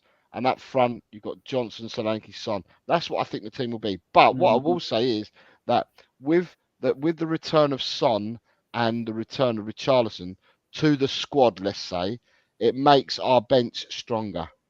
Is what I will say. On that, Jose, this is interesting what point you make there, because I wouldn't mind if Davies started like Ellie said, but Ellie didn't even make the 9 on the bench against Brighton, right? And now you consider that. So that's 10 you've got there, right? For 9 spots on the bench. And when Richarlison, Son and Odegaard are fit, who drops out off the bench? Who drops out off the bench? Can't put all tackers on there, obviously. All your sexiest players on there, right? So who drops off on the bench? And this is when we start going with a full squad, providing we don't get loads more injuries, we'll have a good insight into Ange's mind, because I always look at the substitutes bench. I did it under Conte, Mourinho, every manager, to see who are their favourites and trustees that are on the bench, because that is interesting. Then you think well, then who are the 5 that are left out of the match day squad? Are they out? If they're not injured or suspended, right? Are they out of favour? Are their days numbered? But so I'll be looking at the bench. Son and Richarlison are fit, unless he doesn't put them in the match day squad to make it easier for his selection, to make his selection easier. And then they'll definitely be playing against Alkmaar. And I think we will be going for the highest league position in that Europa League. I think that'll be our main focus. But beat Man City and you're 2 games from winning the League Cup. So, So can I ask, right, it's unfortunate. Colin's had to jump off because of work, I think. Colin did say to me he can only do about an hour and a half, so he's had to jump off. And not that I was going to keep him much longer, but I was hoping that Colin would be here to hear what I had to say on something. But you two are here to hear it anyway. Dragusin. I do not rate Dragusin. I haven't rated him since the minute he came to the club. Whether it's because he's had lack of game time or whatever, I'm not sure. But Dragusin, for me, Dragusin's one of them players that wants to feel the forward, if that makes sense. So he's right up their arse. But doing that is what got him sent off as well. Because for me, you can roll Dragusin easily. A forward can roll Dragusin. And Dragusin would then give away fouls because he's been rolled. Because he hasn't got the speed and he's not quick enough off the mark to... and he for me, he gets too tight. He gets too tight on a player and he gets easily rolled. And like I said, it's probably because he's had lack of game time that I've noticed this. But playing for Romania and the way that Romania play as well, and that, again, if if he goes touch tight on an international player will roll him as well. So I'm not sold on Dragusin yet. I need to see a lot more of him and for him to start more games. And also when he starts, I don't want to see him being rolled by forwards. That's easily coached out of him, though. You know, all it takes is just Postecoglou in his coaching team to say, look, don't get up their arse, stand off a bit, you know, because he is a very good defender. What I've seen of him in terms of recoveries, he's very good, right? Yeah, I'm all for challenges, Ellie. I'm all for defenders challenging and that. Oh yeah. If you're standing, you know the score. You stand touch tight to someone. Off them. Yeah, if you stand touch tight, they just roll. Yeah. There's some defenders you can't roll. There's some defenders that they're tight with you and you can't roll them. So someone like Van Dijk gets touch tight with you. You can't. You're not rolling Van Dijk. No, you see what I mean? Well, it's how you move to recover. Yeah, that can be, like I said, that can easily be coached out of him. That's so easy. He got caught out in the Euros on one of their games. Romania were playing right on the touchline, you know, the goal line basically. When the player zipped round him, put the cross in, and the other team, I forget they're playing, scored. The other thing is positional play, and remember, like, he's 22, right? So you got to take that. Another player who we brought in to develop. It's like Tottenham Hotspur training school, right? So against Newcastle away, the second goal, you had Romero was playing at left centre back there. You had Udogie, who should have been tighter to Murphy before they got the second goal. Porro was fine on the right-hand side. He was further forward. So those three would be playing everyone offside if Dragusin hadn't stepped back. And Dragusin didn't know whether to stick or twist. Now, in fairness to the player, he hasn't played alongside Romero or VDV to develop that centre-back partnership understanding that you need with players. So he was the one playing everyone onside. He just didn't know. He's made some good blocks. I've seen him like Romania and for us. He made good blocks. Race back, he's chased back, made good tackles. He's not like he's no Romero. I mean, people have criticised Romero this season, but like he's by far he's streets ahead of any of our defenders. Romero's. It's my opinion, right? But he's no Romero. I mean, like, it's going to take time. It's going to take time. You know. Yeah, because Andrew's seen that in training as well, hasn't he? Otherwise, he'd be getting more starts over Romero, wouldn't he?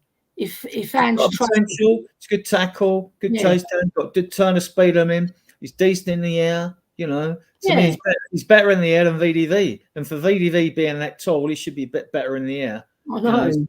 Is he 6'4"?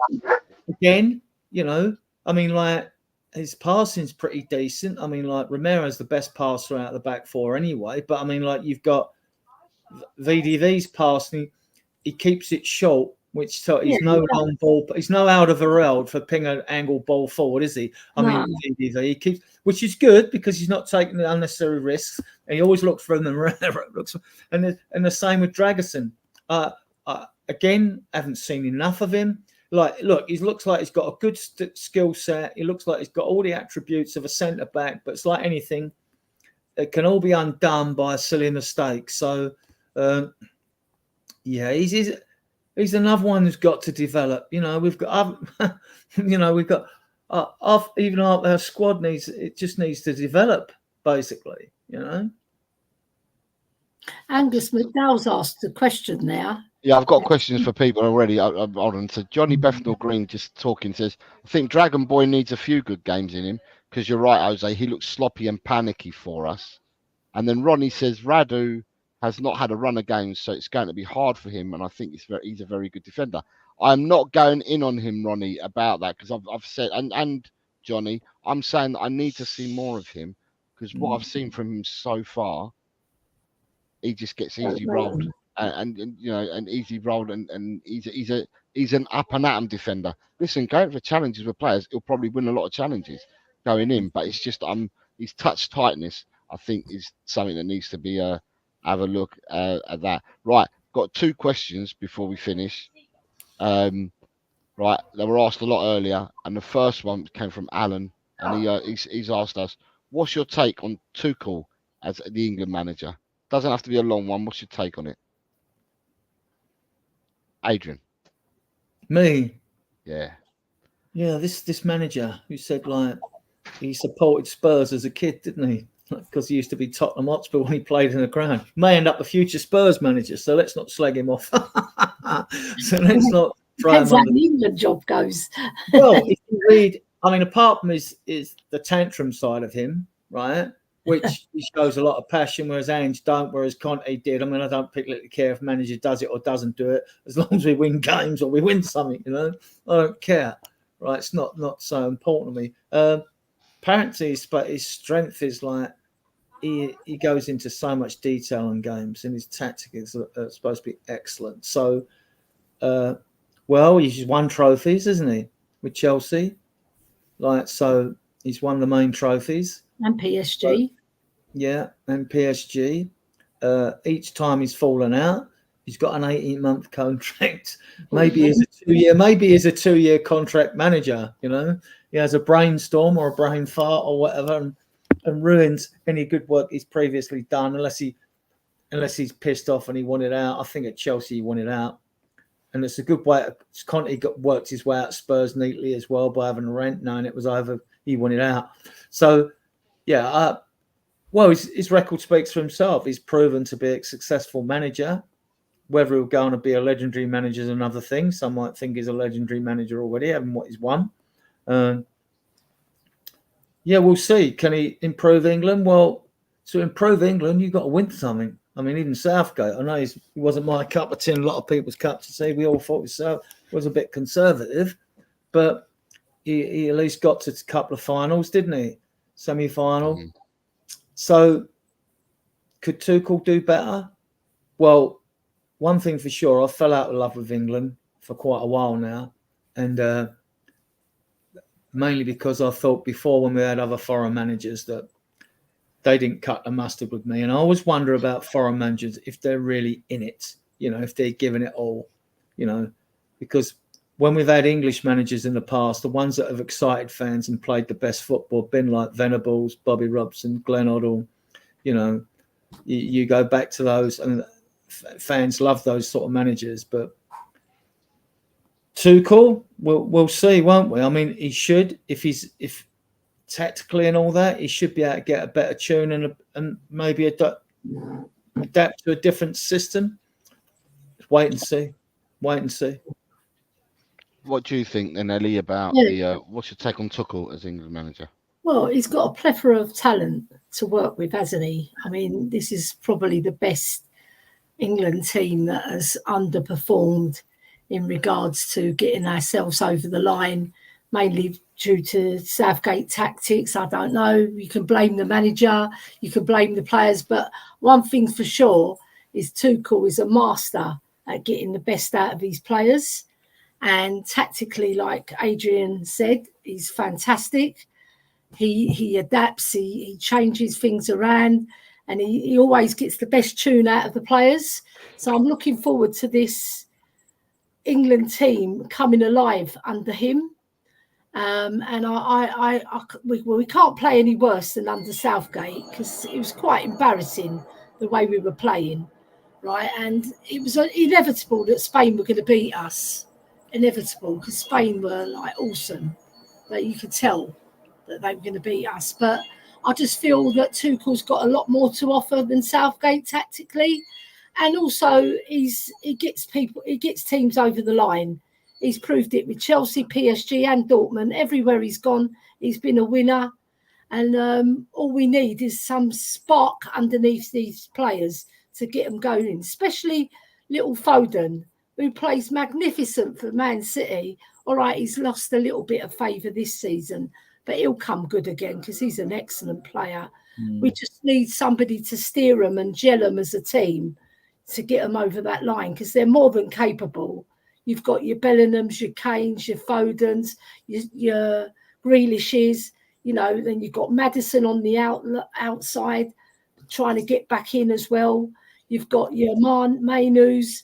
You've got so much talent in that team. And in the back, we're quite solid.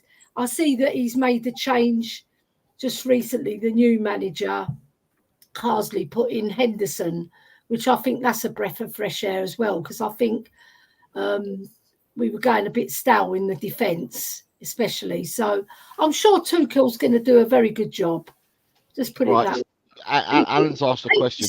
Spain are like the hot team at the moment, aren't they? Well, I was just about to say, right, I'm not going to... Right, for me, Tuchel is not an attacking manager. He's done well in club football. He's not a long stay manager, so giving him the 18-month contract is probably right. Yeah. And the 18-month contract takes you right to the end of the World Cup. So, but what if I will he wins say, it, then he'll get another contract, won't he? but if is a big word. If is a big word. So, for me, Yes. Alan, you have no investment in England at all. So I can say this freely to you. I don't want to shit on people's parades. But if someone said to me, "Who do you think is going to win the World Cup?" and you're asking me the question now, then my money is on Spain. Spain look light years ahead of all the other European countries at the moment. Things can change over 18 months. So you could bring in Tuchel, you could bring in Alex Ferguson in his backroom team, you could bring in Ancelotti in his backroom team. Spain is still Spain, and that's all I'm going to say. Makes a change for you to root for They're Spain. an excellent football team, just put it Well, that no, way. Makes a But change you for know what? England have got good players. Yeah, but I didn't root for Spain when they won the European Euros either. Spain were just the best team there. You know, I'm not rooting for Spain now to win the World Cup. I just think Spain at the moment are light years ahead of everybody at the moment, regardless of who you have in your squads. Because Germany have got some good players. They've got some really good youngsters. Germany, you've got Wirtz, you've got Musiala, you've got all these youngsters playing with Germany. France have got a fucking fantastic squad as well. But it's about the winning and getting over the line. And for me, Spain have got that at the moment where the other teams haven't, regardless of who you bring in as a manager. But I'm telling you that now. In 18 months, this could all change. So let's wait and see. Penultimate question. Sorry, the last question I got before I finish up is coming from Vindaloo. Says, going into the West Ham game, which is a tough fixture, do you feel you need to win early because of the game management shown at Brighton? Early? What do you mean by win early? Like get ahead and steal the game before kill the game before we shoot ourselves in the foot again. Well, put it this way: I think in every game you need more than 2 goals to seal a game, because we've seen it before. We've even been 3-0 up against Man United once and lost 5-3. But I'm saying if we perform just as good in the second half with our press and play as a team, right, and help each other, there's no chance of us blowing a 2-0 lead, you know. But we have to be committed, we have to be focused, and we have to make sure that doesn't happen again. And that's up to Ange to get onto those players and say to them, look, it's a 90-minute game, it's not 45 minutes. You've got to be committed for both halves. Don't slack off just because you're 2-0 up, because that doesn't mean you're going to win the match. But I feel we've got this game. We should beat West Ham, but they've got their players who can hurt us as well. So we've got to be on our guard, because they'll be out. Because this is like everybody says, it's their cup final. So they turn up. In recent years, they've done us over 2 or 3 times in home and away. So we got to be at our best. And I think we will get a comfortable lead. Just like I said, we've got to make sure that we don't slack off and we start playing as a team in both halves. Well, the record against West Ham's interesting for those that believe in omens or are superstitious, because like the best Premier League record is against Everton with 31 wins. Yeah. And I think it's, believe it or not, Man City with 28. And then it's West Ham with 26, right? So, like you say, their forward line's a bit of a threat. I always think that Paqueta is like a second away from it. He's a good player, second away from a yellow card or 2. But they've scored 10, conceded 11 in their games. They've got a -1. We've scored 14. We're averaging 2 goals a game, letting 8, right? But 3 were against Brighton. I just think we'll be too strong for them. I think they're going to be permanently on the back foot. What I've seen, when I've seen of them, just watched a bit of the highlights on the Ipswich game, but I don't want to like denigrate Ipswich at all, but it's a nice win 4-1. But their defence has looked poor this season. Their defence has looked poor. Having said that, we can't shout about ours after the Brighton debacle, but you know, I just think like we're going to get this like 3-1, and if we come out firing, if Ange uses like what happened to Brighton as a motivational speech before the players go out, because he was right not to have a go at a player straight after the game. Instead, when you're losing at half time, you've got to do something, shout and all at half time. But he should have been saving it for when he's got the squad together and just saying that second half was an absolute disgrace against Brighton. What are you going to do about it? Blah, blah, blah. And used it as a I think we're going to come out of traps flying. And the fact that we're at home. The last time West Ham won 2 games on the spin at Tottenham was in 1966 in April and November of 1966. You know, I can't see us not winning this game. I'm looking forward to it. I just don't see us, and I see us winning it by a margin. I think I'm being kind saying 3-1. It could be more. So I'm going to answer that and then finish up. But what I will say to you guys is that West Ham have played 7 league games this season. When they play us, it'll be their 8th league game, the same as everybody else. And do you know that West Ham still haven't left the capital? So they've had 4 home games, and their 3 away games. They've played Palace, who they beat 2-0 away. They drew with Fulham away 1-0, and they drew with Brentford away 1-0.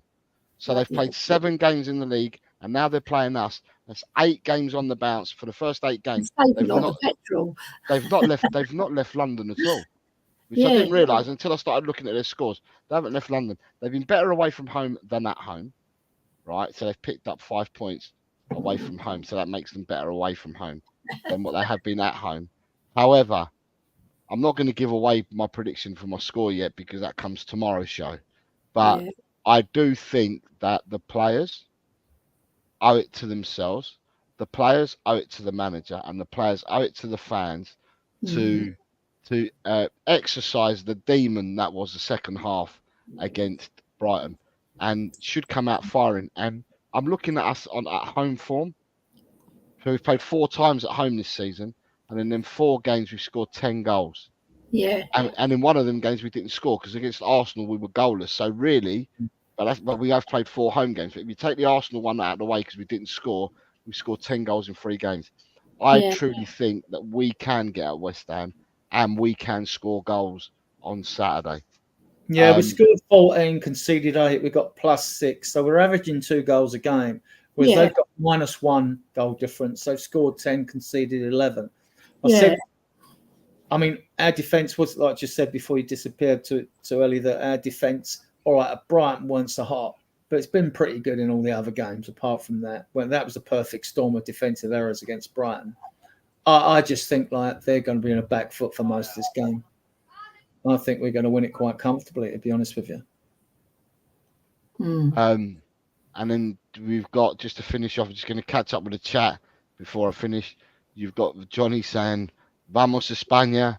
Alex, Angus is saying, Alex Ferguson will never join the back team, Charles. No, Angus, what I was trying to do, right, I was trying to be smart by saying it doesn't matter whether you've got Tuchel there, right, and you brought in all these other famous people to be his backroom staff and you had a whole multitude of them, right? I don't know whether that would help because Spain at the moment look on a different planet compared to other European sides and probably world sides as well. So that's what I meant by that. And then he says, a por ellos, ole, a por ellos, ole, vamos a España. So Angus is... Your women ain't that bad either. Yeah, he's giving it. He's waxing lyrical to us in Spanish because he lives out there. Well, I think your women are just as good as the men. They're flipping brilliant. The women. For the women, that's a different stratosphere. The women. Yeah, they're fantastic. The women. The margin of the women and the next team that comes is bigger than the men's margin. The women's is like stratospheric. There's no one I can't even understand what women's team. No, they're just The like ones that only can get near them are the England team and possibly Germany, but that's it. About, I don't know. USA will have probably something to say about that. I would have thought. But but they've dropped off a lot, haven't they? They've sort of gone down. Mind you, they've got Emma. Well, no, I just think they had an aging squad and now they've got to refresh. So it's going to take them time again to catch up with Spain because they're a very physical side, the Americans. Very, and then very you got Nick saying to Señor Sánchez, España por Copa Mundial. So he's asking Johnny whether he thinks that Spain will win the World Cup. And then you've got Audio Artisan. I'm not seeing all their full.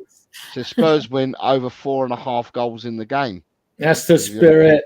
Yes. And then when we asked the question, Nick said, after all the arse chewing they're going to get from Ange, do you think they'll turn the corner and start playing more inspired?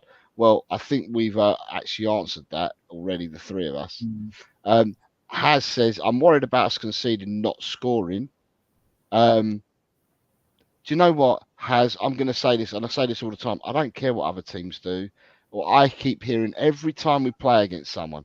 So when we played Everton, it was like, watch out for Calvert-Lewin. He's going to destroy us in the air. Watch out for, I don't know, their centre-half, Jared Braithwaite, Keane and Tarkowski. They're going to eat us alive, blah, blah, blah. When we played against Brentford, Mbeumo's going to cook us, blah, blah.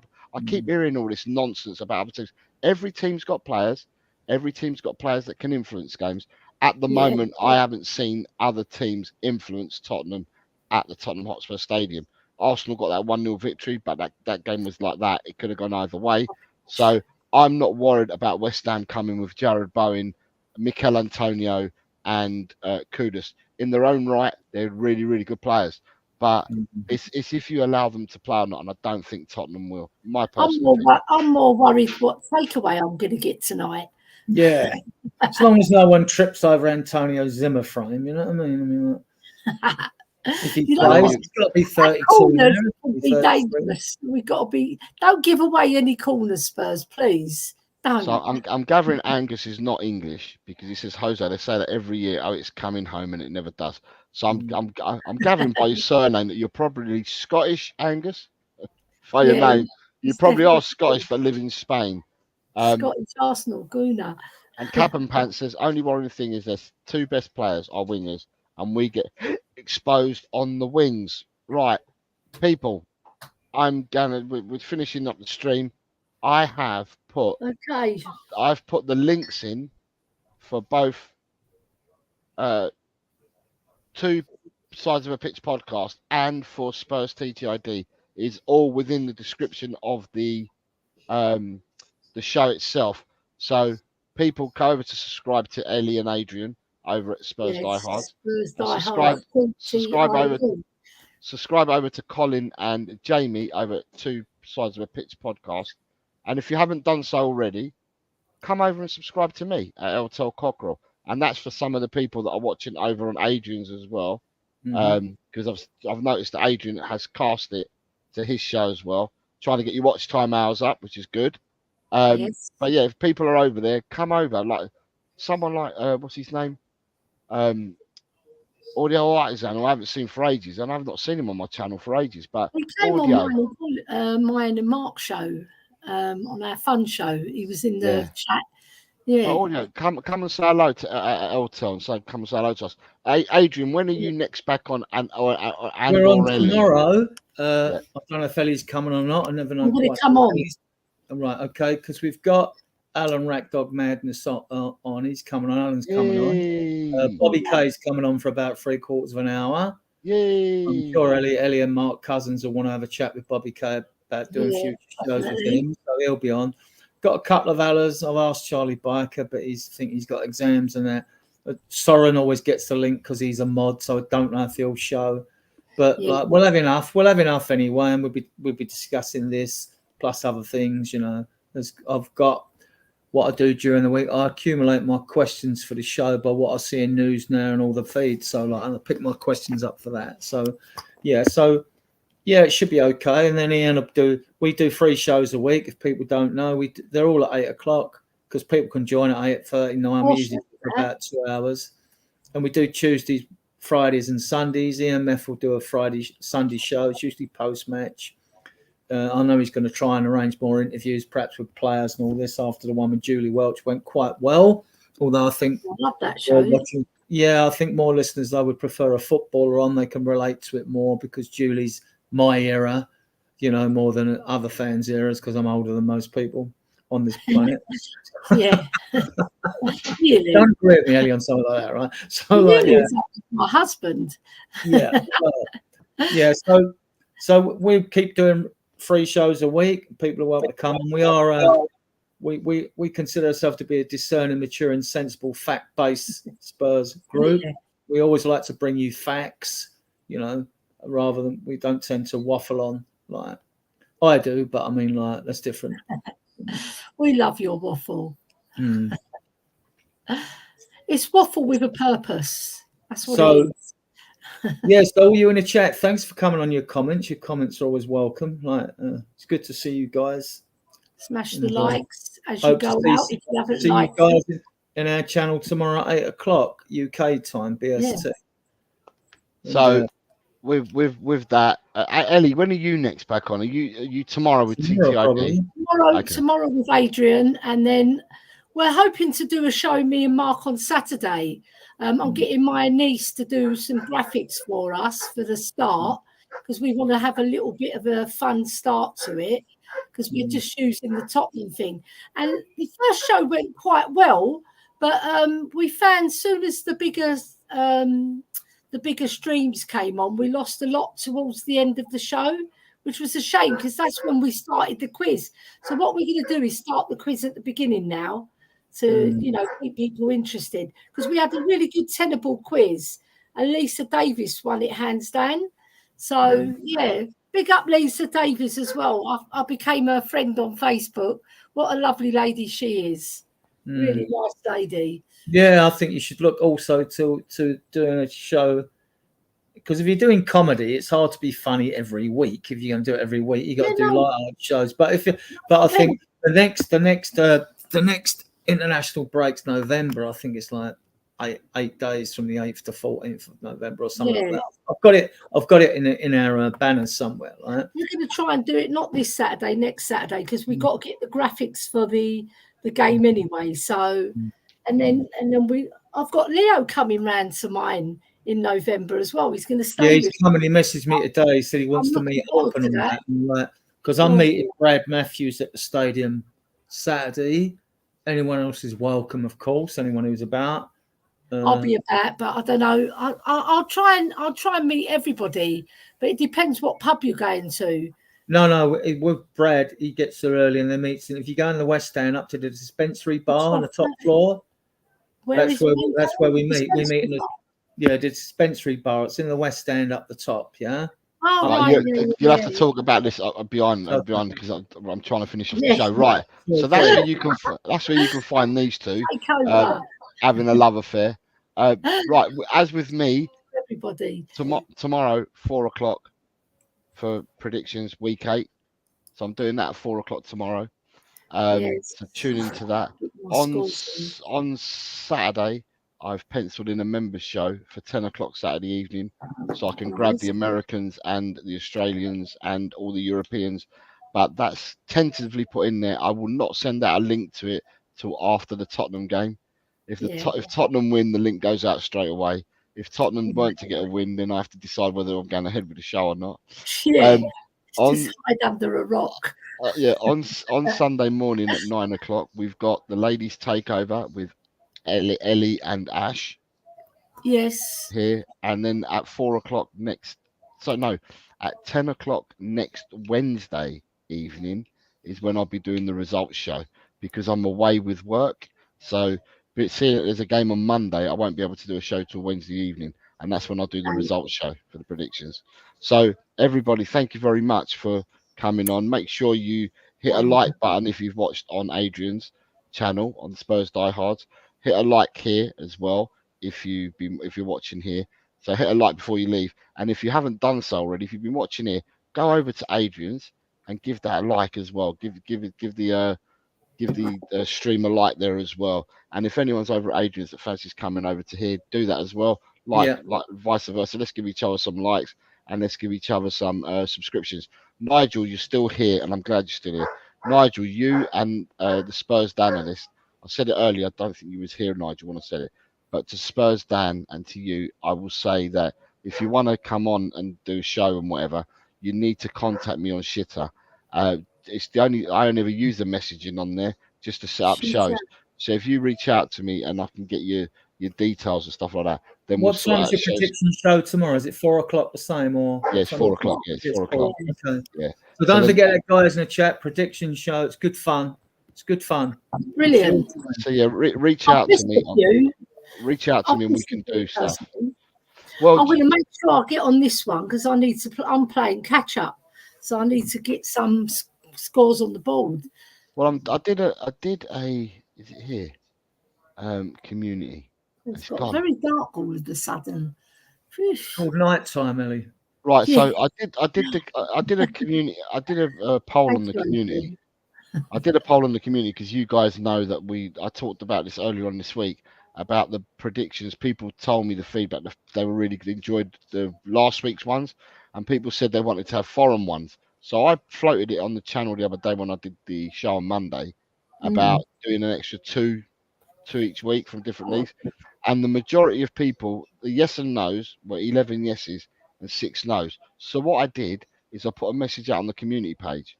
And I just said, do you good people want 2 bonus fixtures picked at random from any league added to a weekly Premiership predictions as a bonus weekly? And the answers were, yes, we want more, sir, or no, my brain is frazzled enough. And 16 people answered it, and it's gone in favour by 69% to 31. But I'm not sure whether I'll decide between today and tomorrow whether I'm going to add the 2 extra fixtures in or not. Yeah. So you should do all of Leeds games as we've got an association with Jess. You should do all of Leeds games. And I was thinking of doing that. But yeah, I'll wait and see. I'll decide. And the other guy you said's a Sheffield United fan that follows you. Do their games as well, and then you got 2. And guess who's playing tomorrow? Leeds and Sheffield United, no doubt. Yeah, Leeds Sheffield United tomorrow night. So. My brother went to Sheffield University, so I know Sheffield very well. Still sick. I was there for the semi-final when that Clive Thomas gave a dodgy penalty against Glenn Hoddle, but we won 3-0 at the Arsenal's ground with Vila's long bullet shot and went on to win the cup. So, do you know what's interesting about the Sheffield? Right, we've won both major league titles, beating Sheffield Wednesday, I believe. We sealed both league titles, beating Sheffield Wednesday. So there's one for Sheffield people to stew on. Yeah, that was Wolves when we played there in the semi-final. It was Wolves. Yeah. Just to say, Tottenham Hotspurs have released a video about Heung-min Son and Richarlison returning to Tottenham Hotspur training. It's 7.5 minutes long. They released it 15 minutes ago on YouTube. Oh, I'll go and get that. I'll go and nick that then. Yeah. All right. So just so you know. So listen, everybody. Thank you very much, Adrian, Ellie, Colin for coming on. Thank you for the invite. Thank you to everyone in the chat. You've been magnificent as always. And thank you to Alan Rakdos Madness, who sponsored the show. Yes. By giving out the membership. See you tomorrow, Alan, at 3 o'clock. We'll see everyone tomorrow. So thank you very much, everyone. And my final words from me are, come on, you mighty Spurs. And then a big Ange I trust. You got anything, guys? Come on, Spurs. Greece is the word. The less about Greece said, the better it is. Don't forget to go back and clip that picture of Colin. Clip that picture of Colin staring. It's like someone in the